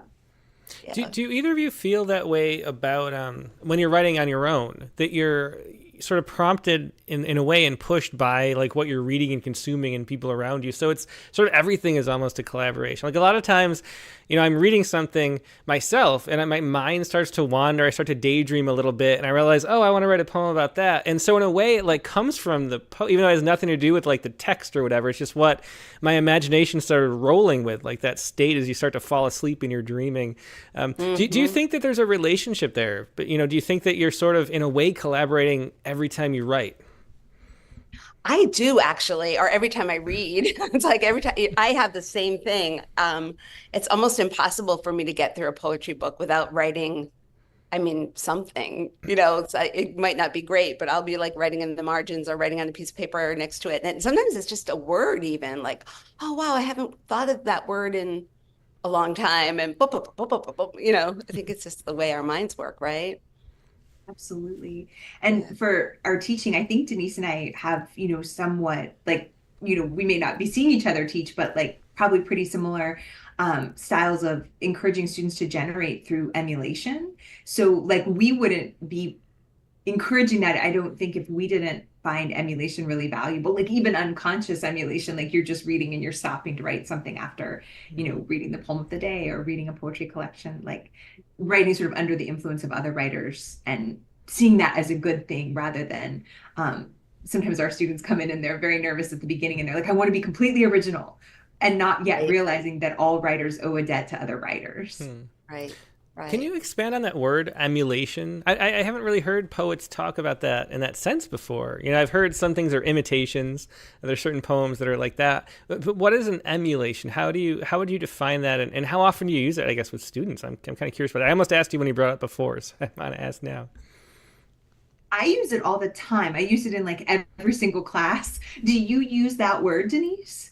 Mm-mm. No, Oh, but I know what you interesting. mean. I think you mean like using it as a jumping off point, or no? Am I wrong? I do, but like I guess I sort of organize my classes, poetry and prose-based classes and explicitly hybrid classes around I always just say the two E's, exposure and emulation. So you can't if a student, doesn't really happen in grad school so much, but like if a student says, well, I don't read because I don't want to be influenced. So you need exposure to other writers, even outside the genre that you're writing, right? To get ideas. But then the emulation part is like we spend a lot of time sort of talking about different ways emulation can mean. So like the one word, like lifting a word out, really a very, very loose emulation, but like being fascinated by a word that another writer's used and using that as the launch point. Or it could be something like borrowing the title and giving an attribution after this writer, but then what you might write to that title would be really different. Or kind of one that I love to follow is Frank O'Hara's Katie, that has the line, someday I'll love Frank O'Hara. And then Roger Reeves, I think, came next. Or maybe Ocean Vuong. Yeah. Ocean Vuong was next, someday I'll love Ocean Vuong. And then with the attribution to Frank O'Hara, and then Roger Reeves did someday I'll love Roger Reeves with the attribution to both of the previous writers. And now Tracy Brimhall has a beautiful Someday I'll Love Tracy Brimhall. I have one too. I have to send it to you. Oh, please send it to me, because I want to keep building it so that my poetry students, none of those poems look anything like each other, Exactly. right? Like the content is so different, the forms are so different, but that being like one kind of emulation of like a concept. But my students also, like, we're in our starting our second week of summer poetry, and we also do like response emulation. So Maggie Smith's Good Bones, and then Natalie Santos-Pico's Buen Esqueleto responding, and then Dustin Brookshire's limited edition Good Bones Barbie responding. So like how you can keep speaking back to the original poem, whether in a form of critique or a form of play. So basically all of my classes are about trying to figure out all the ways we could emulate another poem or epigraph, borrow a line and place it at the top, and then write out of that inspiration. So I guess I just assumed you were using that word all the time. No, but I think I've done it too. So I always teach Joe Brainard's I Remember. And then you David, gave that to me for the yes, first time, that book. so good. And then David Trinidad's has a poem called I Remember Joe Brainard, and it's I remember. So that's perfect for emulation. I almost always use that in class, and it's a lot of fun. Absolutely fantastic. Well, that's so much fun. One more question from the audience, and then we'll have you read the last guzzle. But Ted Guevara wants to know, do you think since it's collaboration, the poem is a better, more profound poem, or you're in it for the fun? Oh, wow. I think I'm in it for the fun, but that doesn't mean it's not a profound poem. Like Maureen and I used to always, well, I think this is kind of Maureen's idea, but more than mine. But I remember coming up with like our third voice. So it's not me, it's not Maureen, this is something else. It's not me, it's not Julie, it's something else. And then one time, Maureen, Julie, and I also collaborated. So, you know what I mean? So it becomes like this other, not to sound like too woo-woo, but like another, like something else comes in, I think. Absolutely. That was the terza rima, and I was so nervous if it hadn't been the two. That's right. And I'm like, you can do it. You can do it. It was, so we were, each tercet had one line from each of us, and, you know, we followed the rhyme scheme. Like, I remember Maureen was very strict about it, and I loved it. It was like, and that was such a great challenge. But I was in it for the fun, and then it surprised me too, because it was like a third voice with the three of us. Oh, really interesting. Well, thanks so much for talking about collaboration. It's just a lot of fun, and I hope people try it out. Do you want to finish out by reading Dolly Parton Guzzle? Yes. Oh, definitely. We all love Dolly, and Maureen loved Dolly, so this is very fitting. Dolly Parton Guzzle. When I was a kid, I thought they made Hello Dolly about you. You dreamt the Hollywood sign read Dolly. Hollywood. And one day it did in East Tennessee. Dolly's Imagination Library, a $35 custom license plate Dolly. Bands in the volunteer state can purchase as of 2016. Dolly, an avid reader, you gift books to Tennessee children. Dolly. You knew how books keep on giving, unlike Slinkies and Dollies. Each move, I'd box my poetry volumes and roll them on a dolly. Up the U-Haul ramp. The best books last forever, as you must, Dolly, bringing together cowboys and drag queens dressed as Dolly. Appalachian pride and LGBTQ pride side by side. Dolly, how many have chosen you as a write-in candidate? Dolly. Parton for president, Jane Fonda as your running mate. Oh, Dolly, how you sparkle, star-spangled and wise as the Dolly. Lama, you have been my spiritual leader, Dolly. I prayed to your tiny waist as I gobbled hostess and Dolly. Madison cakes, to your big wigs as my hair thinned, Dolly. Your authenticity fluttered fake eyelashes, Dolly. And I wanted to see the world as you saw it. Dolly, I feel the room swaying. Promise you'll never go away, Dolly. Oh, that was wonderful. That was Dolly Parton Guzzle by both Julie Marie Wade and Denise Duhamel. Thanks to you both for being here. Julie, it was so fun talking to you, and then getting to talk to Denise too about collaboration. And Denise, we'll have you on, I'm sure, because you, congratulations, I should say, on winning one of the 3 winners of the Rattlecast Prize this year. So we have your book, In Which, coming up in the winter, and I'm sure we'll have you on again as a repeat guest at that point when that book comes out. So it'll be a lot of fun talking to you in more depth. But it's just so fun to the joy you spread with collaboration. You can really see it. There's this huge footprint and sort of reverberating through that form of poetry. So it's really cool to have you talk about that and share your work. It's great. Thank you so much for having us. It was really fun. And it was great to hear you, Julie. Really good. You too. Thank you so much, Tim. Yeah, thanks a lot. All right, bye. Yes, that was Denise Duhamel, of course, from Rattlecast number 86, and Julie Marie Wade. You can find all of Julie's work, all 12 books. 12 books at our website, juliemariewade.com, all spelled like you'd think, juliemariewade.com. So find all the books there. Now we're going to take a quick break and go to our prompt lines. And the prompt for this week was to... Let's see what it is. The prompt for this week was to pull a random card from a deck of your choice and write a poem about it. So if a lot of people, I assume, are going to use tarot decks and things like that, but any kind of deck that you want is the prompt for this week. So pull a card out. If you have a poem like that, share it with us. So how you do that is email your poem to promptlines. That's promptlines, all one word, at rattle.com. Email it there first so I can pull it up on the screen and people can read along as you share it. And then find the Zoom link, which I'm about to deploy. All you have to do is join the Zoom, but only If you want to share a poem, if you just want to listen to all these great poems, the best place to do so, because you can keep seeing them as you're reading them, is to stay on YouTube or Facebook or Twitter. But if you want to share poems, hop on the Zoom and share, and we'll be right back with more poetry.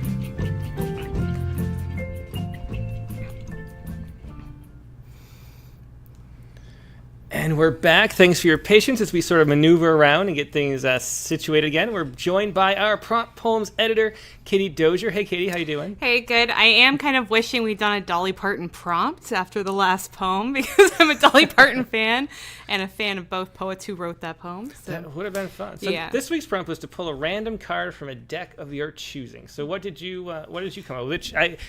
It should be no surprise which deck you chose, but let's see. So I had an impulse to not choose a poker hand, but people are always surprised that I don't have more poker poems, so I felt like kind of had to go with poker.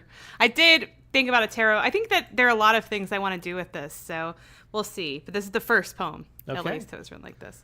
Well, let's hear it. Okay. Double-headed.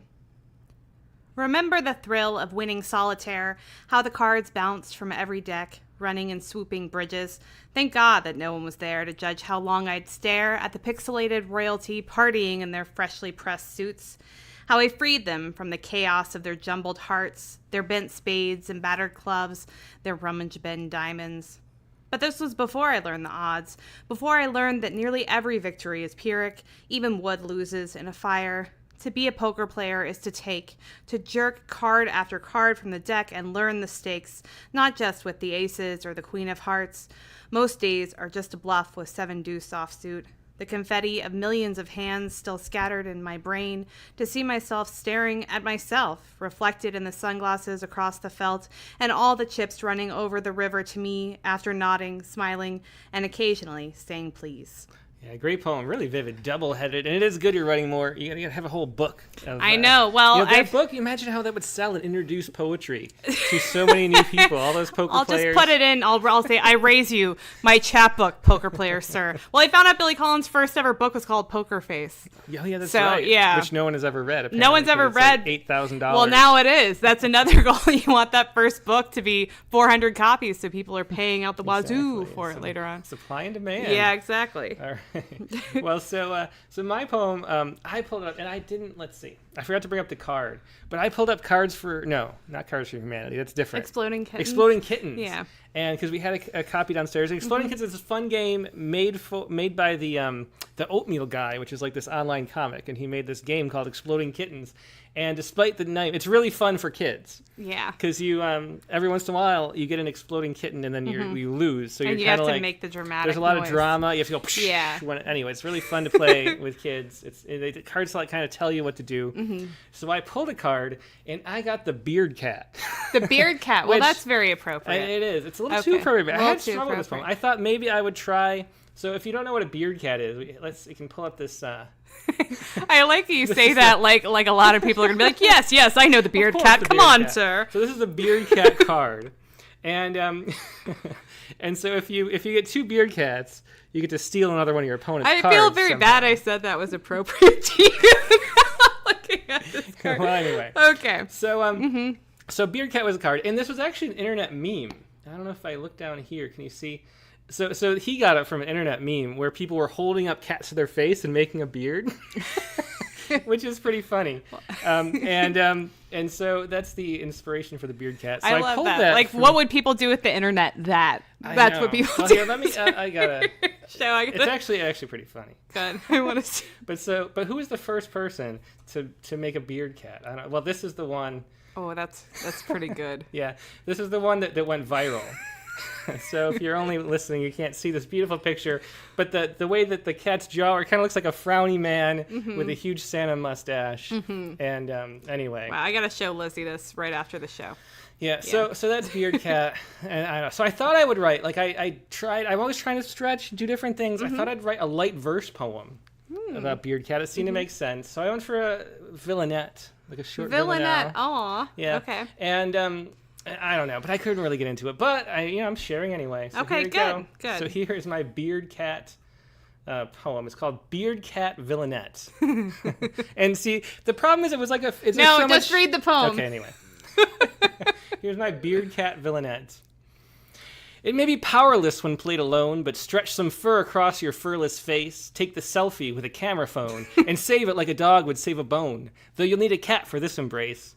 It would be powerless if played alone. A beard without a cat might be a cone, or worse, it would be commonplace. Take the selfie with a camera phone. You can turn your chin into a megaphone announcing your mimetic grace. It would be powerless if played alone. Take the selfie with your camera phone. Your kids are going to love that.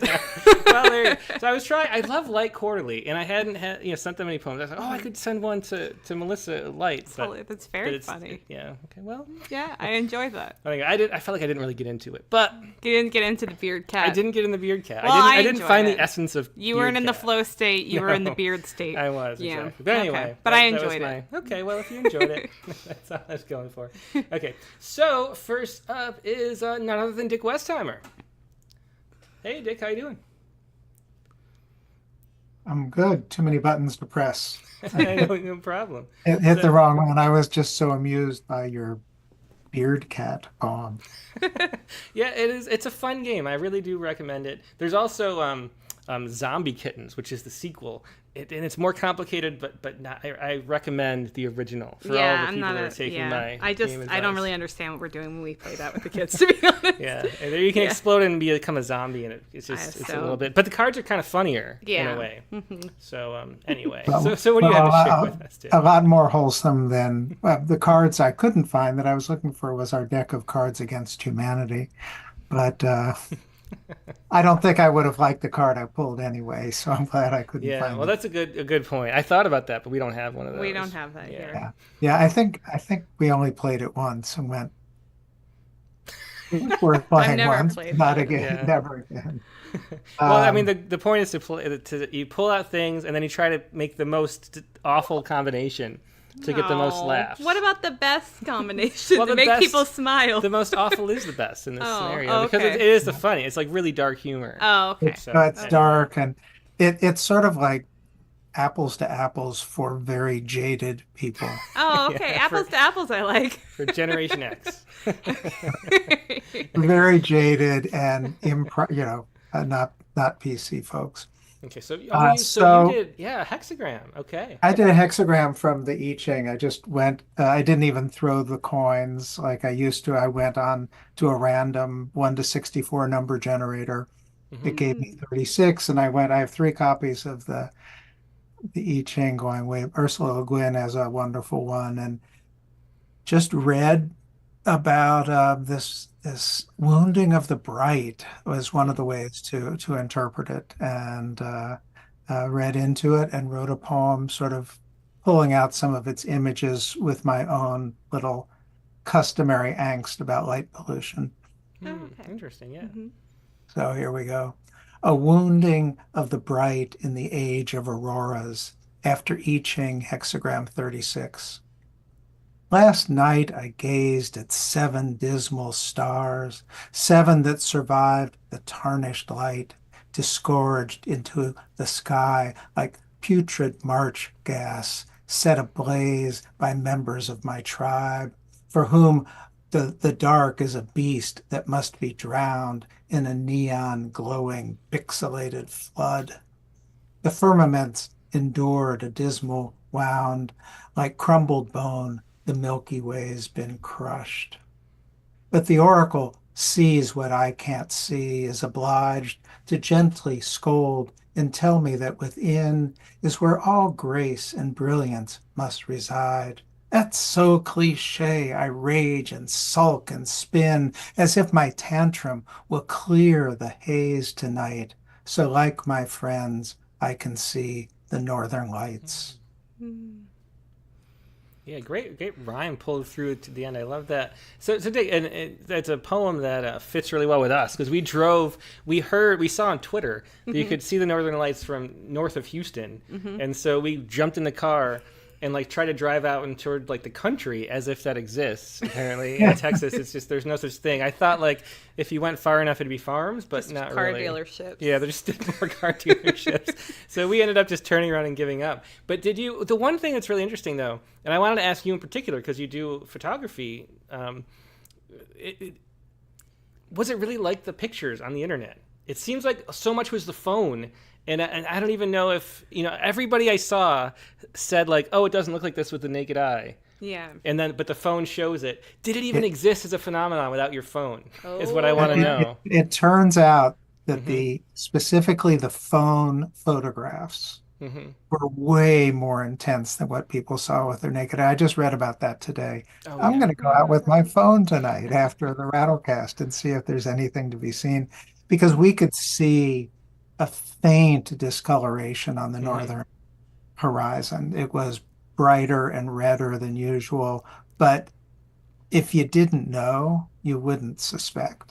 But it wasn't. That was my sense. Yeah. Yeah, that was my sense. It wasn't anything 'cause- like Biz's photographs that I Yeah, saw. that's on what I Twitter. was expecting.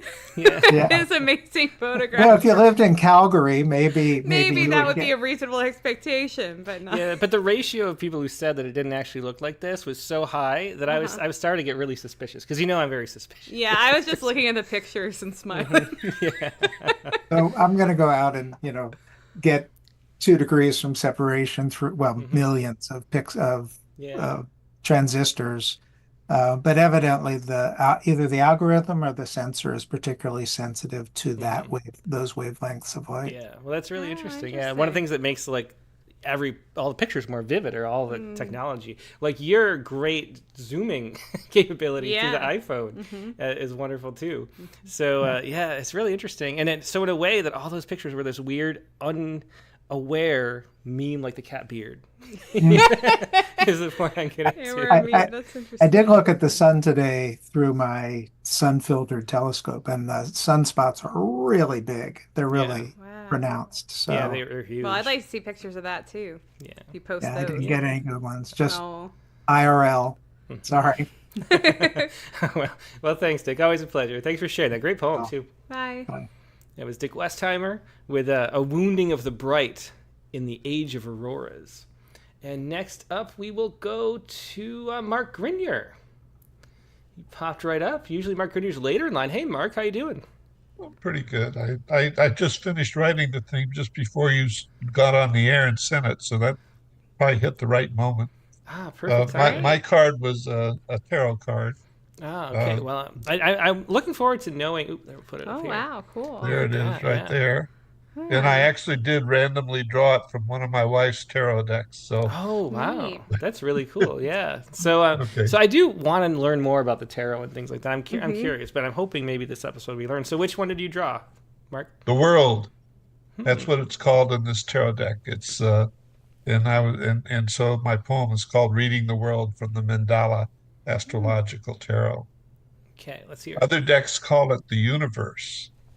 This more modern astrological deck mixes tarot with star signs linked to dehumanized magical symbols from some modern artist's color palette in circles built around an abstract glass globe encircled by a green Ouroboros, tail and mouth, enclosing a Christmas wreath, roses hanging limply from that star above, some supposedly female shape, veiled with crossed legs, actually a Christian cross, surrounded by zodiacal signs, sitting above the symbol for Saturn, distance overtaken by the ringed planet, cold but beautiful, far beyond my limited ken and the knowledge provided by this small square of cardboard set by trembling hands on the surface of this table at which I sit, while bombs blow children in Gaza to bits.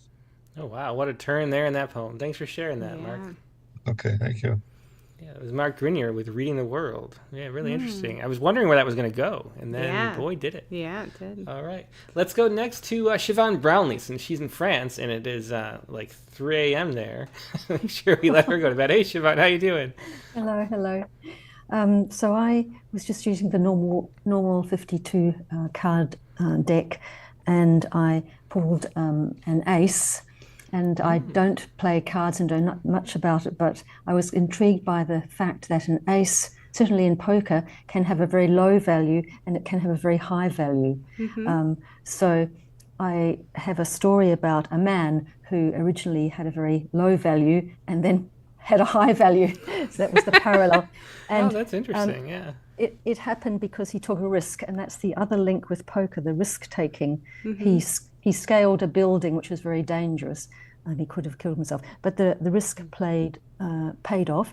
And I went onto the internet and tried to find some jargon in poker, because there's that risk but I don't know. This is a little knowledge is a dangerous thing, because it could be old-fashioned jargon. Katie's going to hate it. Oh, I'm going to love it. I already know. This is very exciting. Poker jargon is so bizarre, so I'm really excited. Is. I was amazed. Because it is rather strange, perhaps I should very quickly just go through it. So the first one is the wheel. The wheel is when you've got that, the lowest value is ace, then it's ace, 2, 3, 4, 5, the hand. So the wheel, that's what the wheel is. Down to the felt means you're broke. Berry patch is an easy game. Railbirds is spectators. A grinder is someone who doesn't take risks. All in, someone who takes risks. To fold is to give away your cards, to give up. Play fast, play aggressively. Alligator blood, when you're complimenting someone who plays well under pressure. Catch a card, you think you've got good cards. Royal flush, that's the 10, Jack, Queen, King, Ace. And the word hand as well, just the 5 cards, which have different sort of orders of value. And the title is Ace of Spades. And I also found out that in the United States, spade can be a negative word for a black person, which kind of fits in here. This is a story which happened in France in 2018, and there is discrimination in France also against people from sub-Saharan Africa and North Africa. So here it goes. It's called Ace of Spades. Asadu is at the bottom of the wheel. works on construction sites, sleeps on an old mattress in a concrete building in a room with 9 other men, sends money back to his father in Mali who has no teeth. He's mostly down to the felt. When you're an illegal migrant, you keep low, avoid the police in the street. Life is no berry patch.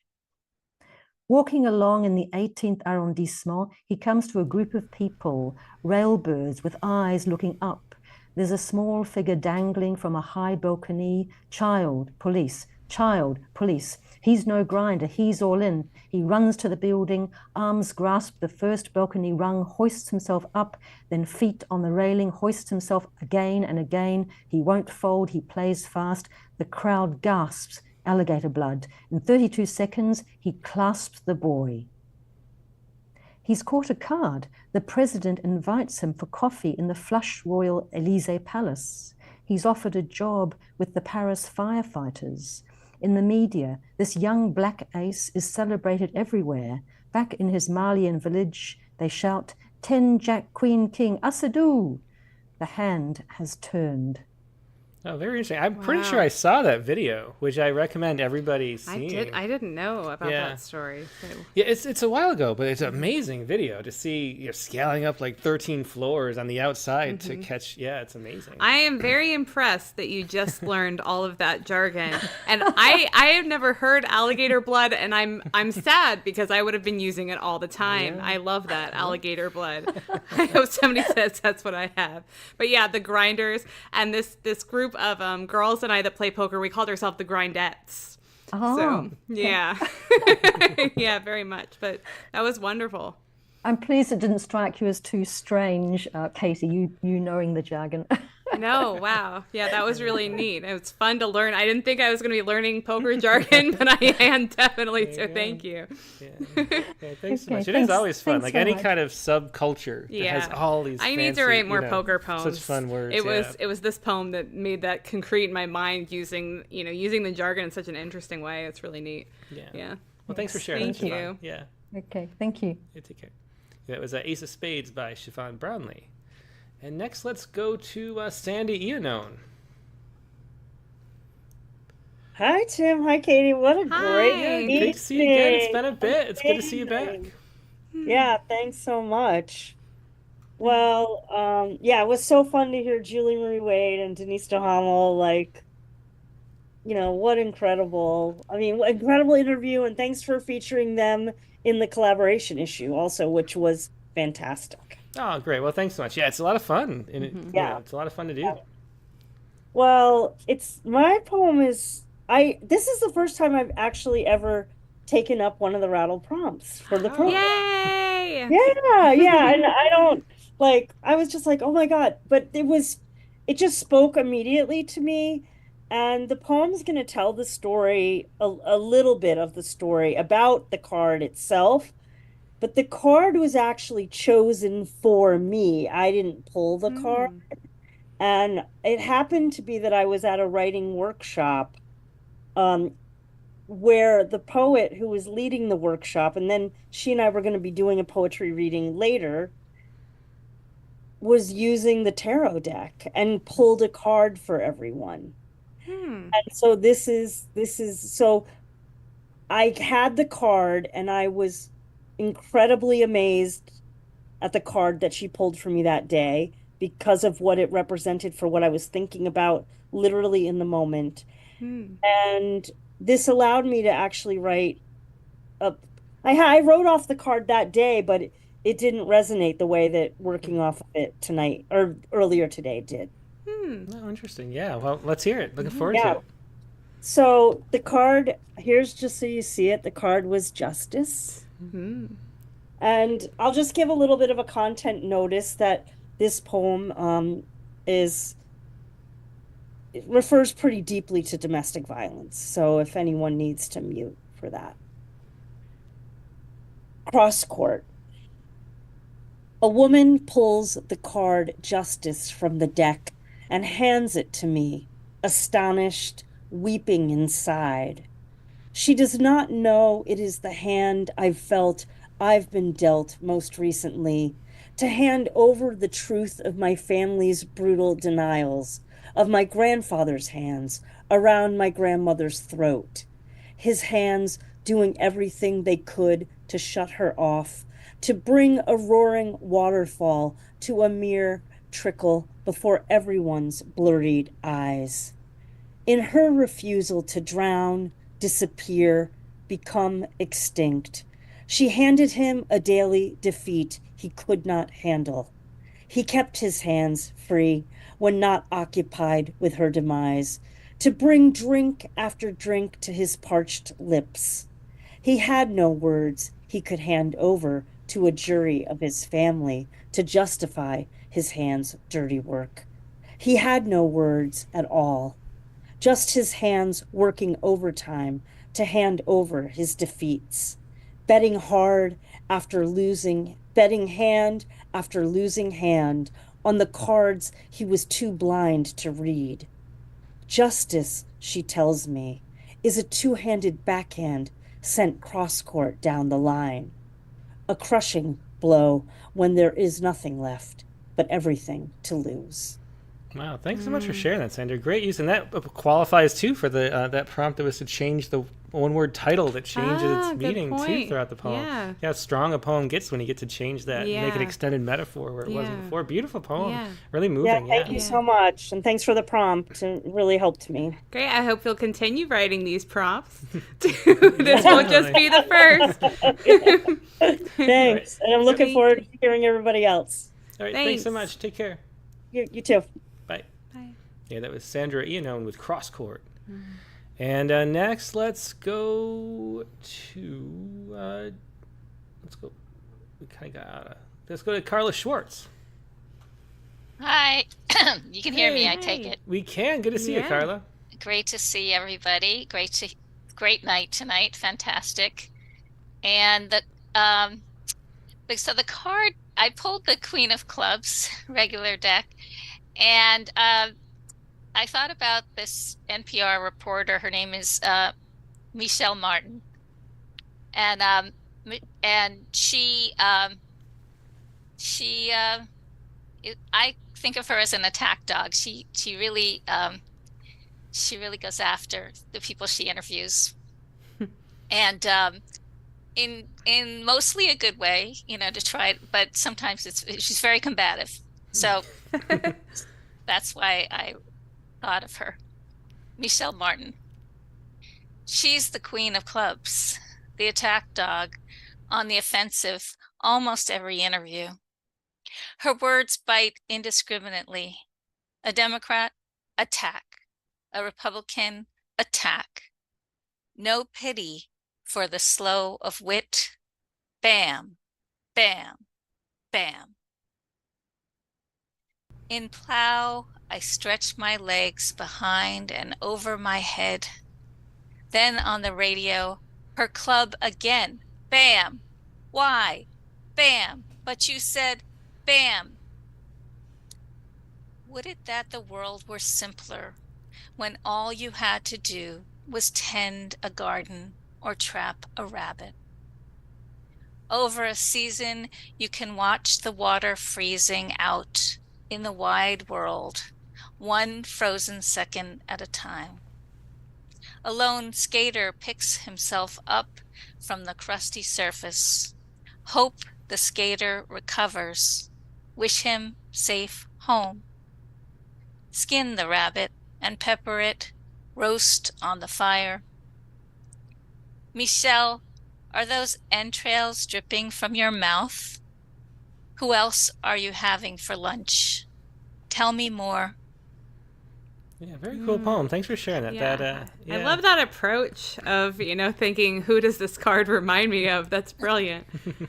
Yeah, Thank definitely. you. Great direction to take it. And then I love the turn, too. That to would that it were, or would it that the world were simpler, that turn in voice, too. Yeah. Surprising and move the poem I will tell you that I was reading Walden, listening to Walden last week. So that had something to do with it. And then also it turns out, once had a show or podcast called Tell Me More.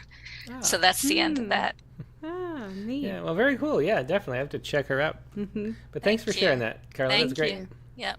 Yeah, it was Carla Schwartz with I close it out. What was it called again? It was called Michelle Martin. Bernie. That's her name. Yeah, Yeah. Well, I couldn't remember her name off the top of my head. Okay, yeah, Michelle yeah. Martin. There you go. Yeah. All right. And next, let's go to Stephen Croft. Hey, Tim. Hey, Stephen. Great to see you. Thank you. I've been following the Voyager spacecraft since the late 70s when I was young. And recently there was a problem with Voyager 1 speaking gibberish to the scientists. It started last year. So I'd been following that. And when I saw the prompt, thanks to Google, I found out that NASA has a playing card deck. And so I looked that up, and I think the official name of the game is Space Explorers, and I watched it being played on YouTube, and it's kind of complicated. It's, I think, for intelligent people. But I'm gonna pick the Voyager card here, and just so that I know that people who are older like me are familiar with Voyager, but just so everybody knows, it also has a golden record attached to the spacecraft, and one of the things that are embedded in this golden record, which has its own stylus that the aliens can use to play the record attached, is Johnny Be Good by Chuck Berry. There's a very famous a long time ago, but a funny skit with Steve Martin, where he on Saturday Night Live, he shows a cover of Time magazine, and the aliens are saying on the cover of Time, "Send more Chuck Berry." This is picking the Voyager 1 card. In NASA's card game of space exploration, you are the closest draw to what's furthest from us. For decades, you roamed the cocoon of our solar system, riding the solar wind past new marvels, flashed back to us on your 22-watt signal, Jupiter's red eye, the razor-sharp spinning of Saturn's rings, a soft-lit half-moon curve of Uranus, giving art gallery gravity to the coarse double entendre of schoolyard humor. But the scientists said, since you've reached the great even further beyond, you started talking gibberish, like you're twisting, stretching, bending into a new being in this weird, nameless space beyond the heliopause. Maybe you cracked up, like an Andy Kaufman loner freed now in the vast galaxy, refusing to play ball with the straights back at mission control.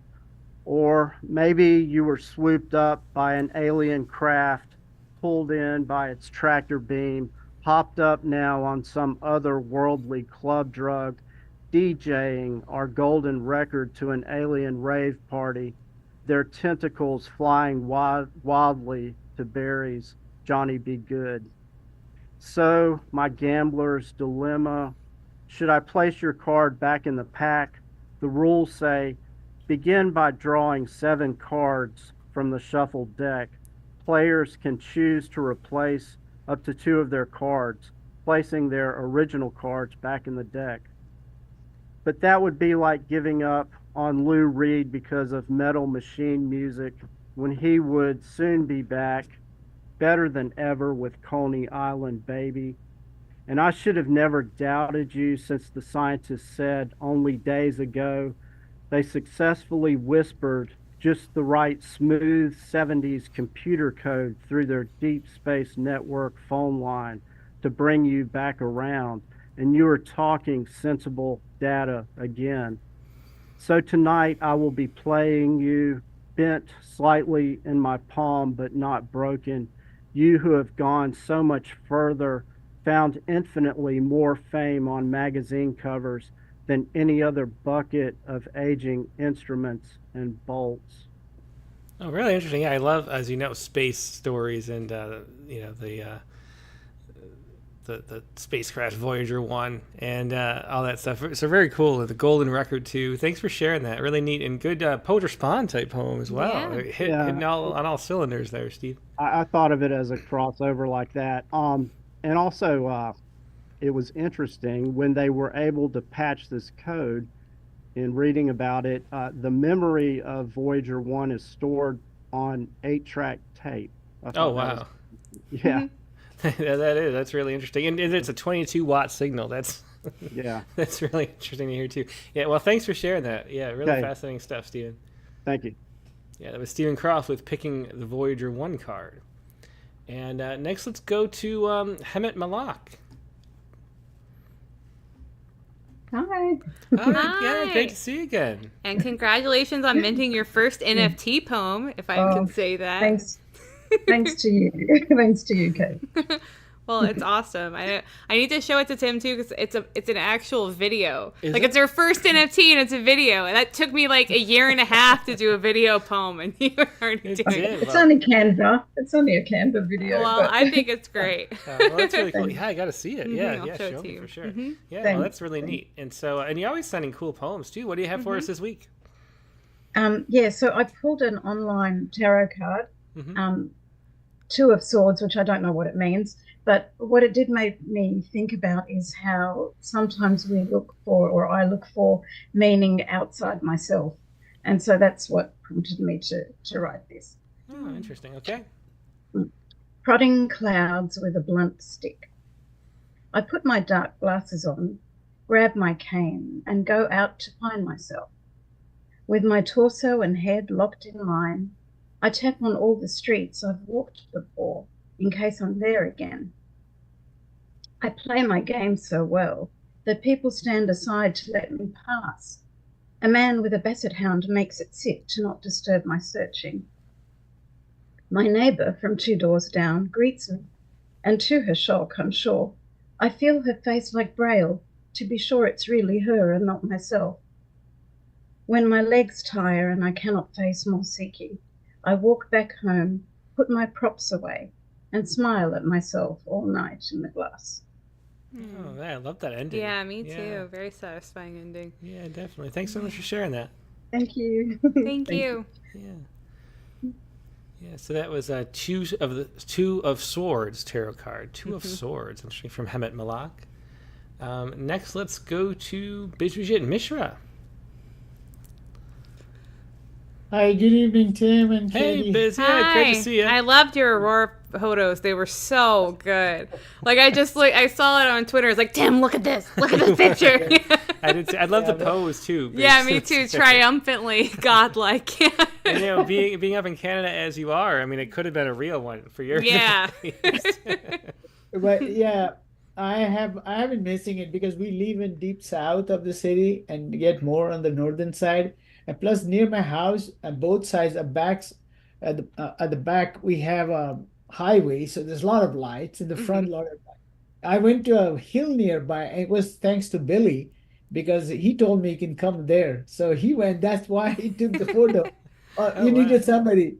And I came back and took my wife afterward because she was sleeping. She was tired. So I said, it was really good. And you come because I had seen it in Yellowknife.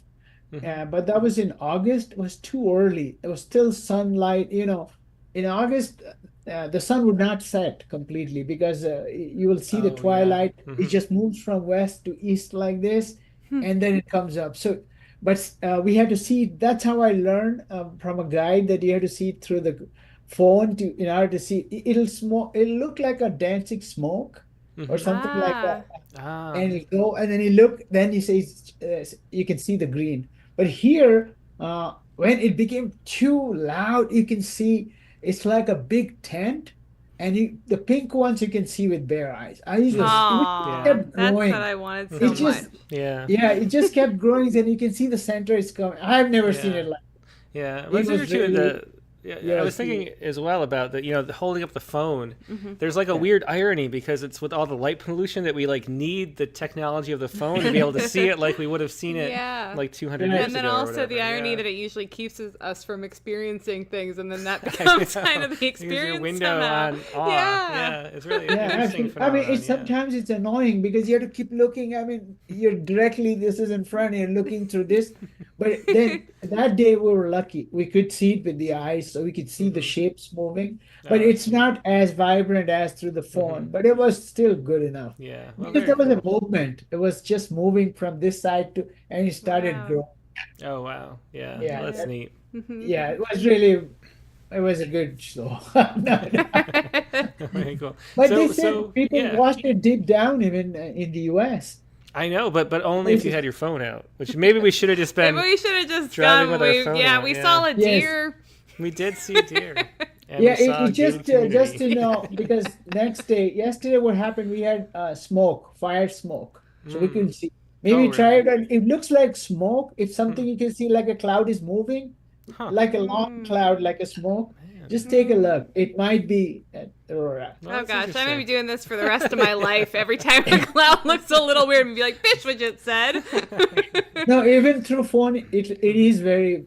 It's fun to watch because the way it moves, it's just something. It makes you feel different. Yeah, it reminded us of the eclipse that we also didn't get to see. Exactly. Anyway. So what do you have for us? Like, what card did you pull out? I just put out this playing card, and it's a 2 of diamonds. Okay. I don't know about this. We don't have a tarot card, and the kids have different kinds of cards, but I'm not good at it. So it was handy. It's a short poem. It's called Double Dip. You have it? Yep. Go ahead. Okay. Double dip. Depends upon how I look, or else that's probably the weakest in the pack.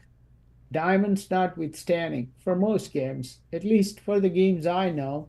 But there is a game where it is the trump card that doubles up for any, from the king to the knave to the lowly 3 idiots to the ace shooters.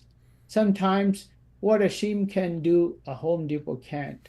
So I take my 2 of diamonds for what it is and let it stand its own game. That's really fun.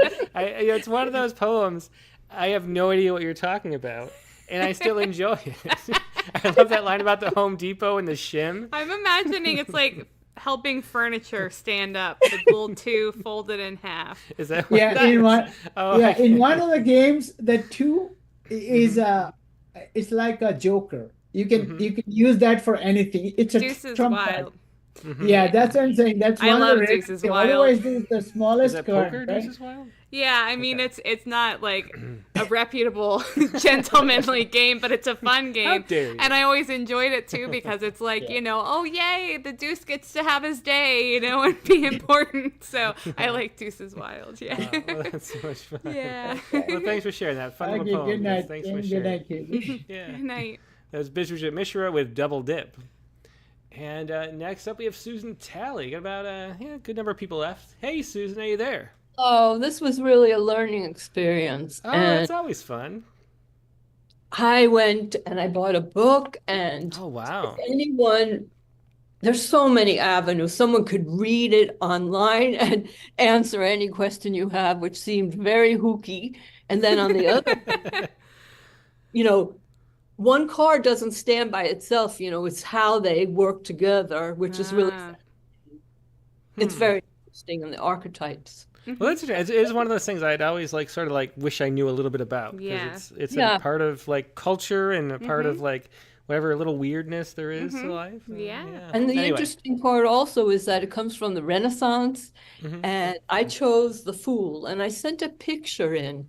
I hope the card is there because that would really make it more. Let's see. I don't see the card, but we have the poem though. So why don't you just describe it a little bit, maybe, and then we can just read the poem. I don't see the card. Okay. I'll check my spam too in case it Okay, I made some little changes. No. Okay. Well, I don't have it. Well, just read the poem. We'll be good. If anyone wants to see it, it's really cool.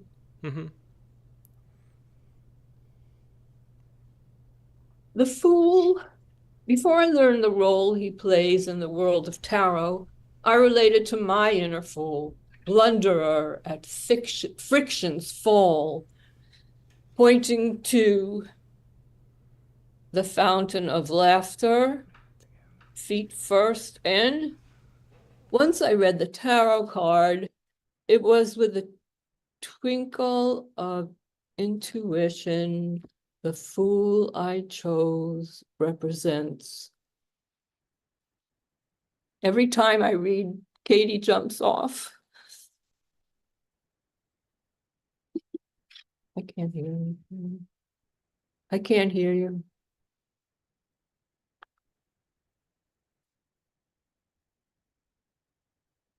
I can't hear anything. Okay, well, Susan, you Once I read the tarot card, it was with a twinkle of intuition. The fool I chose represents openness, a journey with some new beginnings. And to this one, you need to say yes, and the fool says yes.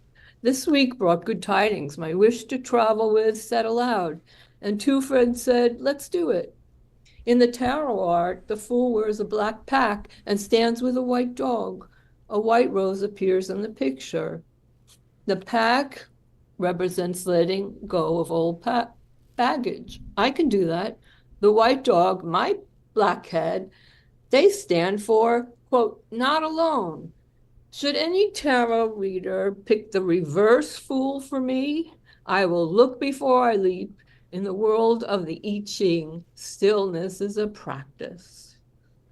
Yeah, thanks so much for sharing that, Susan. That was The Fool. And yeah, so Katie had to jump off. She, her daughters are downstairs.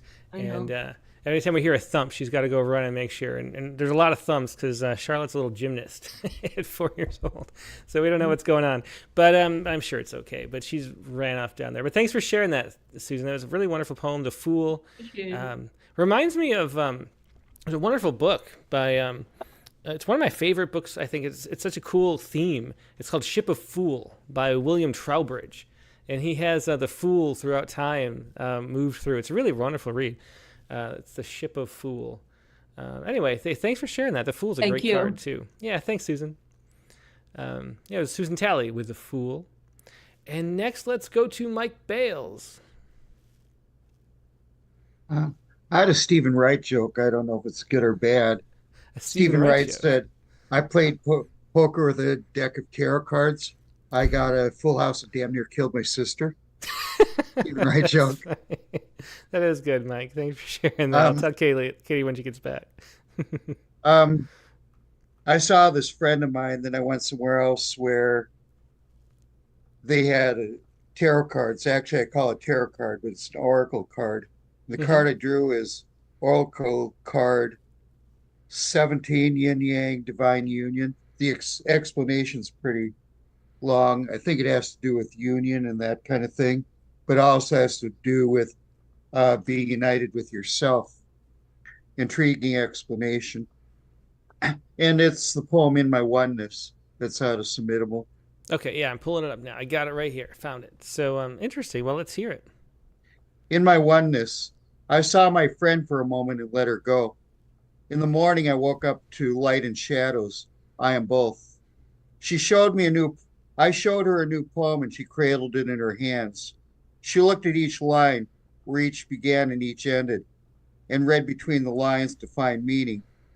In a soft voice, she said she liked it, but the silence we shared said more. It was early May, kissed by spring, and the trees by a parking lot had come alive. I went to a fortune teller where I chose a tarot card and called my angels, who said embrace every part of myself, and I looked to the sun. As I drove back home, I turned off the radio and opened the window as the soft breeze whispered every word we ever said. Oh, another one with a great ending, that every word we ever said coming out of surprise. Oracle card number 17. That's really interesting. Thanks for sharing that, Mike. Okay, thanks. Yeah, that was Mike Bales with In My Oneness. That reminds me, too, I have actually a poem/short story that about tarot somewhere, which I totally forgot about till just now. Anyway, let's go next to Chelsea McClellan. Hello, good evening. Hey, Chelsea. Yeah, great to see you. Good to see you too. It says the bandwidth is pretty low. You might want to turn off the camera this time. I don't know what's going on, but it might be choppy. So if you do the camera, then it just has audio. Okay. Yeah, that's probably better. Yeah. So how you doing today? Just fine. So I pulled a card from a Balderdash game. Oh, I've never played that, but I always wanted to. Yeah, it's a great game. Trying to come up with convincing words. Anyway, it has a bunch of different random words. One of the selections is a word that you have to come up with a definition for. Oh, that's fun. Yeah, that's gonna be a fun poem. So the card I pulled and the title of the poem is Quid Nunc. Quid Nunc. That's so fun. Okay. All right. You can tell me about your pizza toppings, and I'd care to listen, is the sort of thing we used to say before the carriage for hire horsemen removed the blinders, bridles, saddles, trailered the horses, and tied them off. We drove home from the honeymoon cabin, responsibly drunk on woodlands, coffee, and each other's breath. I asked if you noticed how the truck was full, but a little bit quieter. Having gained a how-to survive book, 2 sets of large bear heads, one for each set of in-laws, and a miniature pair, bears snuggled close, that one for us. But the coolers were nearly emptied. Only waftings of my chicken tortilla soup and dollars saved and validation lingered. Today, I almost laughed when the card I pulled, Quid Nunc, a person who asks too many questions, made me think of the girl I was before validation played hooky, chided, quiet. She's a quiet girl, smart enough, but not very social. I can't smell you anymore, but I want to. Tell me again, which of mine was your favorite meal? And I'll listen. Oh, another beautiful, powerful poem, Chelsea. Thanks so much for sharing that. That was a Quid Nunc by Chelsea McClellan. And again, surprising direction to go and really, really powerful use of the poem. Thanks for sharing that. Thanks for putting this on. Yeah, that was Quid Nunc by Chelsea McClellan. And next up we have Jacob Pearson. Our what we're going to change it to is our Hoosier poet. And then it switched to something last week, but I can't remember what. What was it, Jacob? Oh, I think it was a horticulturalist That's or plant right, friend. the horticulturist. Yeah, I can change my name on it, and it'll pop up on Zoom even. Just decide, or maybe I can rack up even more names, and we'll have a list of alternate things to go by. That'll be really fun. Well, it sounds good. And Katie jumped back, so I assume in time for Hoosier friend no, horticulturist. Yes, yay! There's no concussion or stitches going on downstairs. Nothing. Okay. No, just a snack, an urgent snack. Ah, an urgent snack. Yeah. Okay. As one does. So, so what do you got for us? Cool. So, I also, just like Hammett, I use an online tarot deck because I don't have one, and I didn't trust myself to pull like a 3 of diamonds and have to spin a poem out of that. Although that would have really challenged me. Even then, the one that I pulled online, it's called The Tower, and really ominous apparently. So a tower card, I have a couple sentences, and I also included a picture of it in the Word file. Yeah, well, we learned from Sally, I think it was, that nothing means anything without other cards. Mm-hmm. So if you pull one, I don't know. The tower looks kind of freaky. The tower's terrifying, but it's okay. Well, it's okay. I'm Jake. really, You're not gonna die. It's okay. Yeah. Yeah, I was actually reading it, and because you can like look up the meanings on sites. It said a lot of people fear the death card, but the tower one is the one you should look out for. And I'm like, okay, well, here I go. Anyway. But it means sudden upheaval, chaos, and the collapse of established structures. And I was like, oh, okay. It says, brace yourself for unexpected change. It can be divorce, loss, trauma, but it reshapes you. It clears the way for growth. And I was like, oh, they added a positive spin. But other than that, it was like, ha ha. So, so I challenged this one. I'm going to say it really challenged me, and I think in a good way. And so I just stuck with the title, The Tower. And so the poem is, we started with our feet planted firmly on the ground, enchanted by every touch. When we'd walk on the beach past frisbee players, the conversation was smooth. At the lighthouse, we watched kamikaze birds plummet off the cliffs without the knowledge that the brick and mortar of our relationship would erode in the salty breeze. Now when you speak, I don't understand, except that you feel we flew too close to the sun. The rest is a cacophony of meaningless phrases, scripture verses, petitions for forgiveness, gentle music for our fall away from grace. But you're wrong. If we were Icarian, we didn't fly too close to the sun, but to the sea. We wet our feathers against the rocky shores of denial until one day we struck home. Now the remains of our time together lie crumpled at the base of the lighthouse, exposed to the carrion of time. What was it that you said? It wouldn't matter. Even if I could remember, I still wouldn't understand. Wow. Yeah, another profound poem. Thanks so much for sharing that, Jacob. Yeah, thank you. It was very fun, and we'll see if the tower means anything. So, yeah, well, I hope not, for your sake. We won't be calling you our tower friend. Don't worry. Okay. No, we're not going to go there. Yeah. So, I appreciate it. Thank you. All right. Thank you. Thanks as always. Yeah, bye-bye. Yeah, that was The Tower by Jacob Pearson. Rob Harris is next. A few people left. Hey, Rob. Hi, how are you? Good, great seeing you. I wanted to start with saying Happy Mother's Day to any mothers here. I hope everyone had a chance to speak to their mother. My mother's still with us. I had to drive a little ways to see her today, but it was definitely worth it. So I just wanted to make sure that didn't go unnoticed. So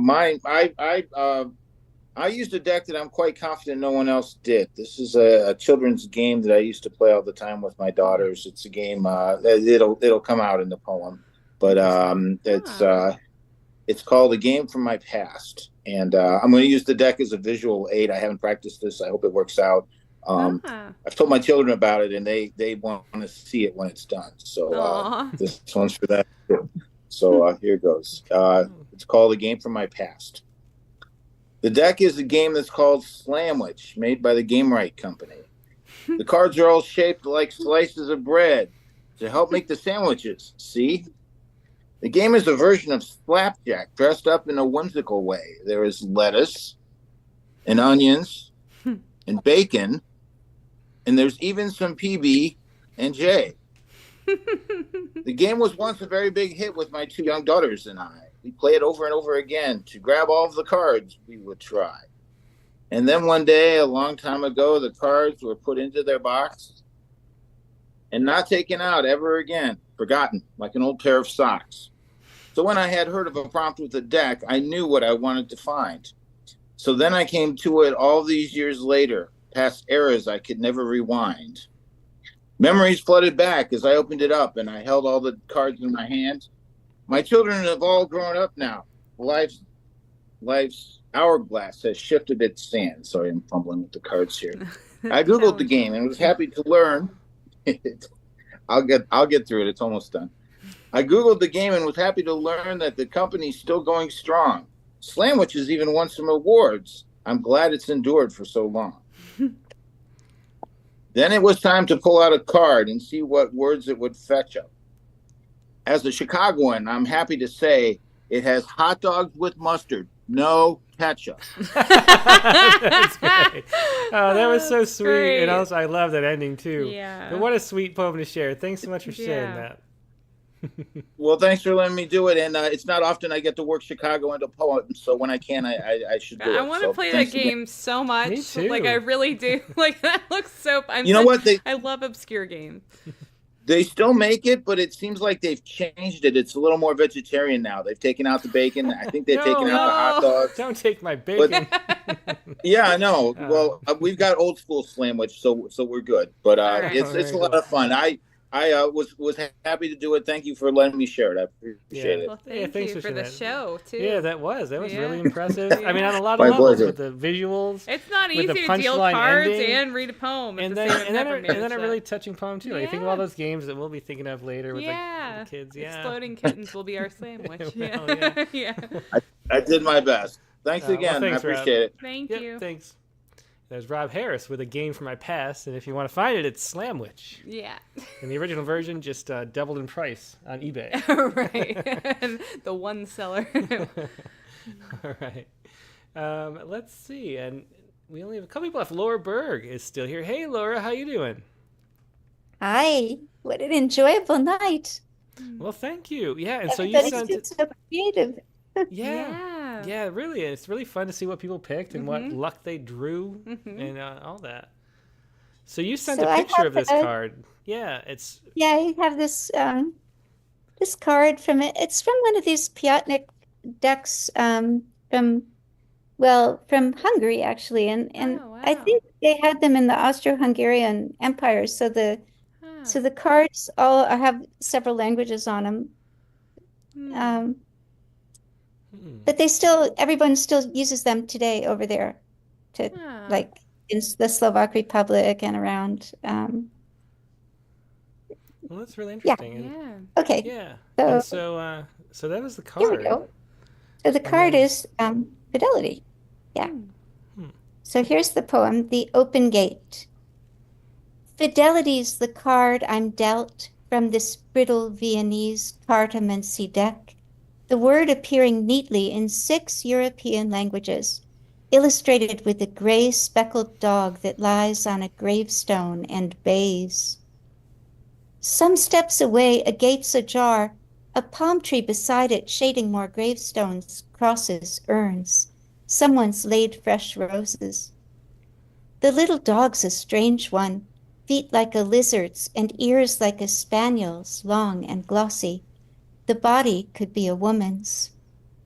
I'm dealt this same card again and again, no matter how often I try to slip it back, almost as if it's inside me. Is this what being faithful brings after years together?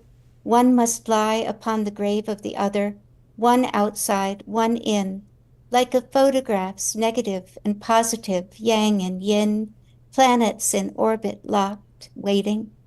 For what? Let the little dog stand up on her fine 4 legs. Let her stretch and trot into the distance. Oh, I love where you went with that. Yeah, yeah. great poem, great movement Wow, through yeah. it. And I love the descriptions too of that Yeah, card. One of the me most too. interesting cards we've seen tonight. Yeah, definitely. Wow. Yeah, thanks for sharing that, Laura. Thanks. Thanks. Yeah, that was Laura Berg with The Open Gate. Nice title, too. Yeah, good title too. Yeah. Yeah, a great poem all around. And last but not least is Mary Lisa D. Diminishes. Hey, Mary Lisa. Hi. I always forget to unmute. That's okay. Hi. It's always great to see you. Yeah, good to see you. Happy Mother's Day, Katie. Oh, thank you. very much. I was thinking today about when my son is it's gonna be 39. Well, happy Mother's Day to you too. Yeah, definitely. Much, but yeah, I was thinking about when there was more than one child in the house. It's a lot. Yeah. Stay overnight, and they would call you in the middle of the night and have to go and pick them up and stuff. So, all right, let me get to work here. so everybody can go get a snack and then get some sleep. I feel like I should clarify that the snack was for my daughter. Also, like, I don't need so many snacks that I had to like urgently run out during the prom lines and have a snack. Well, so we I would haven't had dinner respect yet, that. though. It's true, but Lizzie has, but she wanted some of the banana bread we made. Yeah, this makes sense. It's totally true, though. When they want their snack, it is urgent. It is. Well, they come before anything, so you know. Yeah. I don't know. Okay. So I did not do this week's prompt. I'm still a week behind. Finding it difficult, but I'll work it out. I always do. Once the pressure is off, then I work it out. Not a bad strategy. Yeah, at least I get to it eventually. So I have last week's prompt, which was once again so much fun, and I will just read it now. Carol of Pleasantville.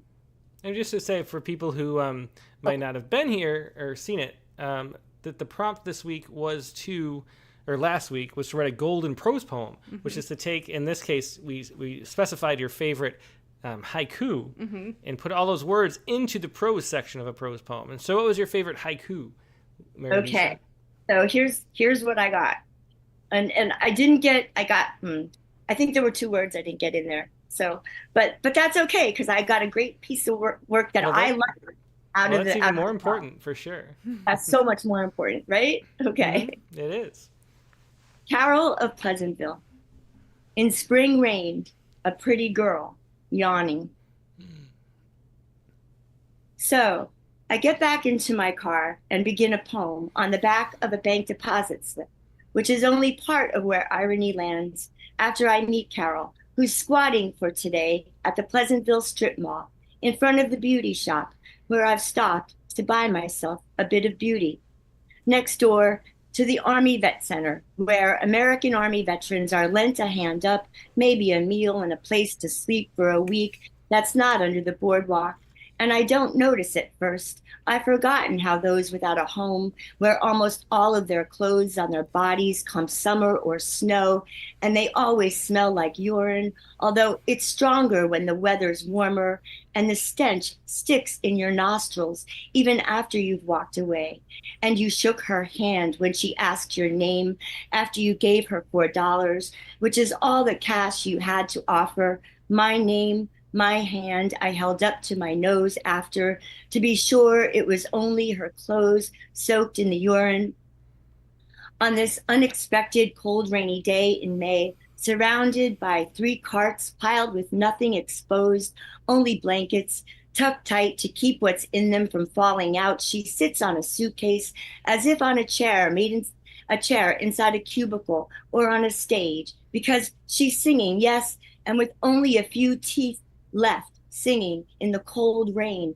A saying once was singing for your supper, and she is. So of course I cry when I get back into my car after all I could do was offer $4 and take a memory of her operatic soprano belted out in the parking lot, but also the memory of that stupid, naive customer asking the owner of the store, doesn't he mind that? And he asks, mind what? And she says, that woman singing outside of your store all day, and it's already chilly in the store. I'm telling you, I have to button my jacket. And the daughter of the owner is walking around with her hoodie pulled all the way up over her head because she's cold too, but in a different way than the customer annoyed by the woman singing, who's even colder than all of us, but in a different way. I say, Carol, keep singing. And I almost call my friend to meet, but decide I don't want to cry too much today. So instead, I go to the dollar store and try to make myself feel better by buying $9 toothpaste for only $5 and a Swiffer Jet Mop refill to clean my floors. Spring rain, retrieving a lost cord. The whole world in the closet of her body. Oh, I love those haiku, and I love the stream of that really is. Yeah, that's great. And the stream of consciousness too, where it spirals and spirals and then goes somewhere at the end. Yeah, great combination. Thank you. I appreciate the time and the chance to get to read that and share it. And thank you again for the prompt. These are so invigorating. I just really loving them. Thank you. Okay. Great. Well, thanks, Mary Lisa. Yeah, always such a pleasure. Yeah. Good night. Good night. That was Carol of Pleasantville by Mary Lisa D. Diminishes. And this is going to wrap up the Zoom portion of the programming. Yeah. But let's see. We have a couple people. Should we see what Brian O'Sullivan has? Oh, yeah. Brian O'Sullivan was on a trip, we know. Oh, that's right. Yeah. Brian O'Sullivan is in Ireland. This is pretty exciting. Yeah. And he's got this. He drew the 2 cups. Upon drawing the 2 of cups from a tarot pack on Mother's Day. So hot off the press. Let me read this. Unless he's lying. Brian O'Sullivan wouldn't lie. He wouldn't know. No, he's he one of would those not. honest blokes Yeah. around. All right, let's see Brian O'Sullivan's poem. Oops, here we go. Now let's switch to... Okay, here we go. This is 2 Cups by Brian O'Sullivan. 1. I give the icy cup a little shake and bring it to my mom's lips, pulling her bedsheet higher with my other hand. You must be thirsty, I saw in my best and fakest cheerful voice, hating the little quaver that I hear and hating myself for being frustrated. At least let me wet your lips, I say, but as I try to do it, the ice spills out. Your fault for the clumsy jeans, I tell her, and I swear for a moment her hooded blue-gray eyes slip a bit more open. The crinkles around them almost laugh, and I sense that she is still there, as the monitors keep up their merciless vigil. 2. As the monitors keep up their merciless vigil, I, hypnotized, slip back through the clouds of cream in Time's coffee. I am 10 years old. We're having lunch as Donovan's of Woodside, and my brother, his orange hair slipping out from under a blue baseball cap, his cleated feet stomping, is telling my mother to tell me to stop dawdling. He wants to get to the game early, but I have most of my chocolate cake still staring at me. I've been busy daydreaming, and I'm still too skinny to eat as fast as my family eats. My mom sees me trying to cram the cake down, and she looks at both of them. Take it easy, dears. There's plenty of time, and I'm still drinking my coffee. She takes the most minuscule of sips from her cup, and she gives me an invisible wink. There's always time with Mom, I think. Aww. Yeah, very touching poem. Yeah. Thanks so much for sharing that, Brian. There's 2 Cups by Brian O'Sullivan. And out of the corner of my eye, I do see it's Chelsea McGlynn. Hey, Chelsea. Yeah, great to see you.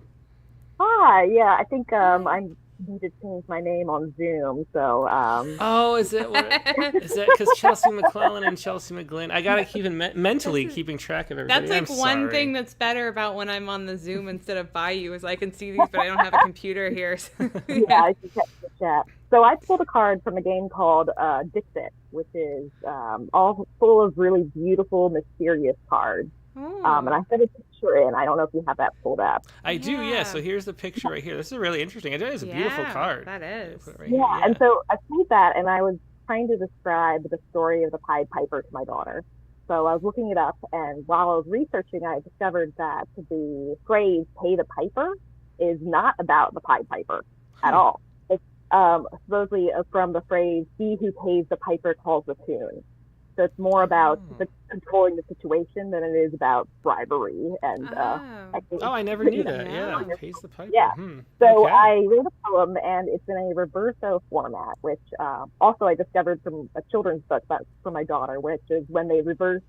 You write the poem, and then you reverse the lines to make it tell a completely different story. So I tried to achieve that. The poem is called "She Who Pays the Piper Calls the Tune." You should have paid the pipers, the beasties and jumbies too. They stole all those children, precious brood. Don't doubt it, they resemble their mother. Shadows always do. Do shadows always resemble their mother? They doubt it. Don't brood, precious. All those children they stole, the beasties and jumbies too. The pipers should have paid you. Really interesting. Wow. Yeah. Like a line unit palindrome. That's really neat. Yeah, exactly. Yeah, that what is a great card to do that with too. I can see how he wanted to go in that direction also. Yeah, very cool. Yeah. That's impressive. I like that. Yeah, that is neat. It's a very difficult thing to write. There's lots of lots of rearranging of lines. Yeah, and you call that a reverso. Yeah. Yeah, a reverso. Yeah. I just discovered it from this random author who I think invented the form and has written children's books using reversos. Wow, well, that's really neat. I've never written a palindrome. Like, the thought of doing it too makes me me neither. Feel Never like my even- brain. It feels like a different part of my brain than is Never- accessed in yeah, poems. So yeah. that's really neat. Thanks. Yeah, thank you. Yep. Yeah, thanks for sharing that. It was Chelsea McGlynn with She Who Pays the Piper Calls the Tune. And now that is going to wrap up the Zoom. Let me see if we have... let's do it. Let's do quickly. We'll do Ted Guevara's, and then Nivi's here too. So we'll do that. So here's Ted Guevara's. He always includes a card. So, of course, the card he drew, which looks like the Ace of Hearts, but is it like a broken heart? What is that? Interesting. It's like an apple? An apple-shaped Heart heart with shaped? bites taken out of it, I would say. Yeah, well, that's definitely. So very interesting image as usual with Ted. Let's see what his poem is. Ace of Eton Mackintosh. There's a rumor going around that love is easy, that it can be dealt with without sorrow, none whatsoever. So the prima donna who took off in your antique Chevrolet has a honing device in her head that when it gets wet, it ultimately makes her come home. You have to trust in that. No function of memory can be more foolproof. The decency in Grand Theft Auto is you immediately forgive all material worth. Maybe a day after. Longer than that, you care too much for those spotless original hubcaps. They're hubcaps.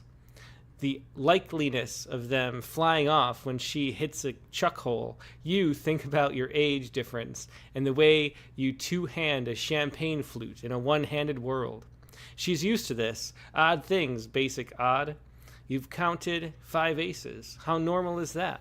How domestically lifelike. You look out the window and you swear you've forgotten the color of your car.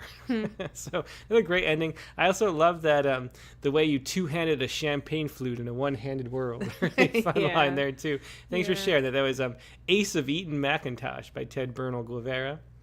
Very fun poem there. And let's see, Nivi sent one as well.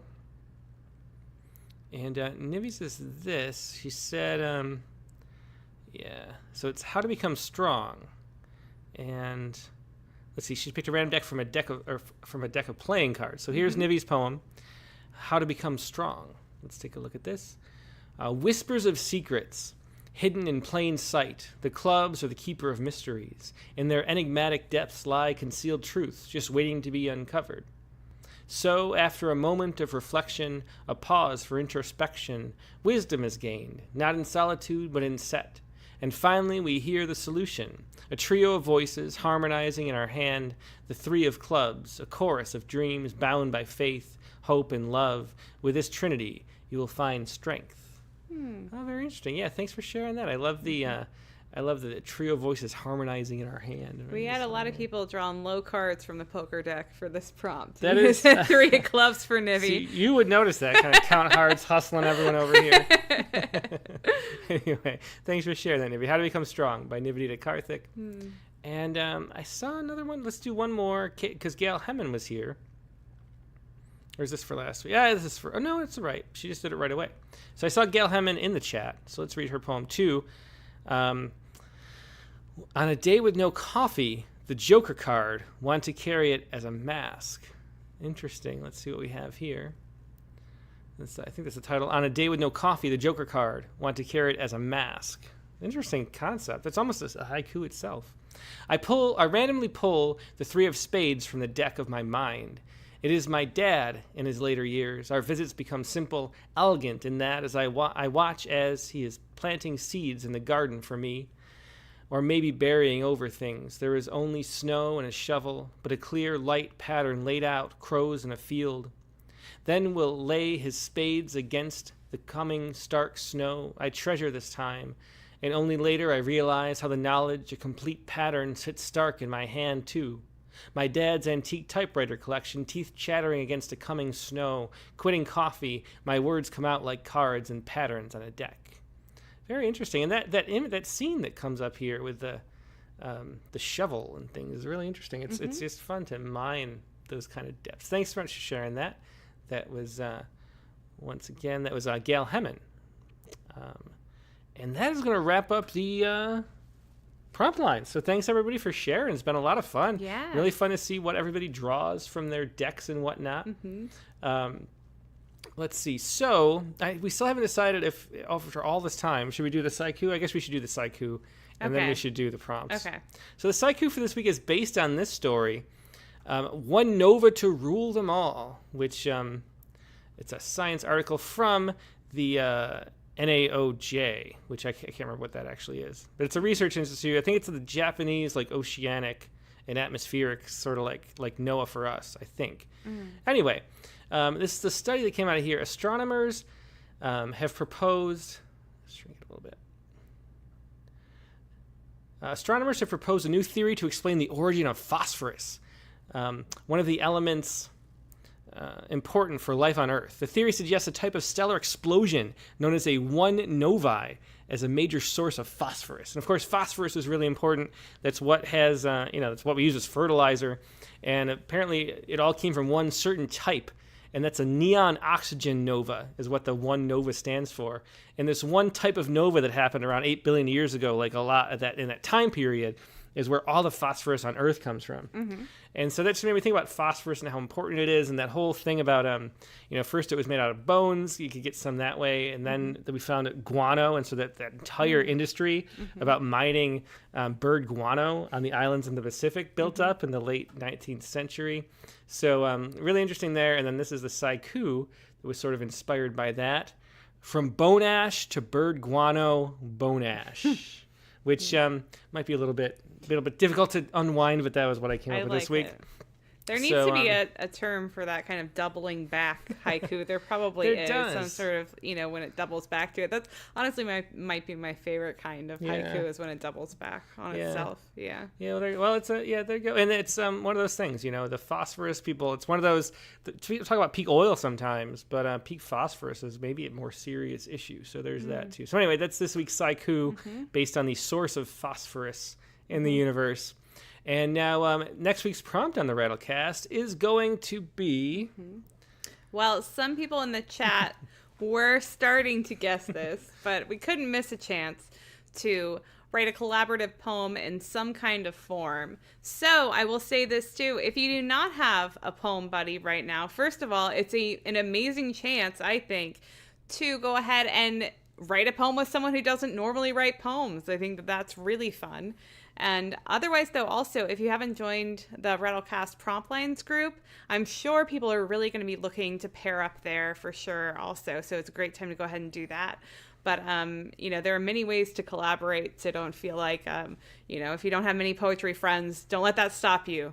You can collaborate in many ways. Yeah, we should see if you go to just type in prompt lines, Rattlecast, I think, in the search. Rattlecast prompt lines in Facebook is a little search bar. Yeah. Join that group if you're not there. Yeah. But you could just post there and say, hey, I need a buddy. And then people do can meet answer up the that membership way. questions, by the way. I decline people who don't because we are not getting bots in there. I love our group. Yeah, it really is a problem. If you never manage a Facebook group, they're full of bots. They're just fake, especially now with AI. Not the prompt lines, no bots in there, true. right, guys? Mm-hmm. We're bot free. Exactly. I hope. Anyway, so that's going to be the prompt for next week. Find a partner and write a collaborative poem. And you did this very quickly, I should say, because you basically immediately asked me. I did. I didn't want anybody stealing you away. Then I'd have to be posting the prompt lines. Yeah, doing it. And then some kind of form. So I'm really excited to see the form picked, and I hope that there's a real diversity in the forms too. I'm very excited, and obviously it doesn't have to be just one person too. That's true. You could have a whole exquisite corpse. Yeah, but I really am hoping selfishly, well, I guess it's not that selfish actually, but just the people are tempted to reach outside of the sphere of poetry, of your comfort zone, and somebody who doesn't write poems maybe is vaguely interested. Well, the kind of person who you can occasionally tell about a poem and they don't immediately roll their eyes. That could be your target. That's a great point. That's a good idea. Yeah. Reach out, make new. Or poets. Dolly Parton. Or Somebody Dolly could bring Parton. Dolly Parton to the prompt lines next week. That might be fun. Pleased with that. Yeah. All right. So that was your prompt this week. Find a partner and write a collaborative poem in some kind of form. And now next week's guest on the Rattlecast is going to be Julie Kane. So Julie Kane's a wonderful poet, a lot of formal work. She's been in Best American Poetry, one of a favorite poet there. She's got a lot of great poems, and she's also was the mentor for Erica Reed, who was on recently. So and they did a collaborative poem for the collaborative poems issue. Speaking of collaborative poems, so it's all over the place because of this issue, and because we did the poetry space last week, which you did mention. So if you want to learn more about advice to collaborate, we have we had Nicole Tellman on, who was it was so interesting because she worked extensively with Maureen Seaton too, and so we touched on some of the same things that you did in the episode. So there's more of an expansion in the current episode of the poetry space on all those, and we read a Denise Duhamel poem, I think, in the space also. So very collaborative on both levels. I think, definitely. So if you want more inspiration for how to collaborate, do check out that episode. Just go to anywhere you get your podcasts, like Spotify or iTunes or whatever, and type in the poetry space. So that's going to be next week's episode. Julie Kane. Her most recent book, I should have said, is Mothers of Ireland, but she's a wonderful poet. Whole bunch of books out, and all very musical. It's Julie Kane, Rattlecast number 246. Next Sunday, May 19th, 8 p.m. Eastern, 5 p.m. Pacific. That's the regular time. Hope to see you there. Hope you have a great weekend in the meantime, and we'll talk to you later. Good night. Good night.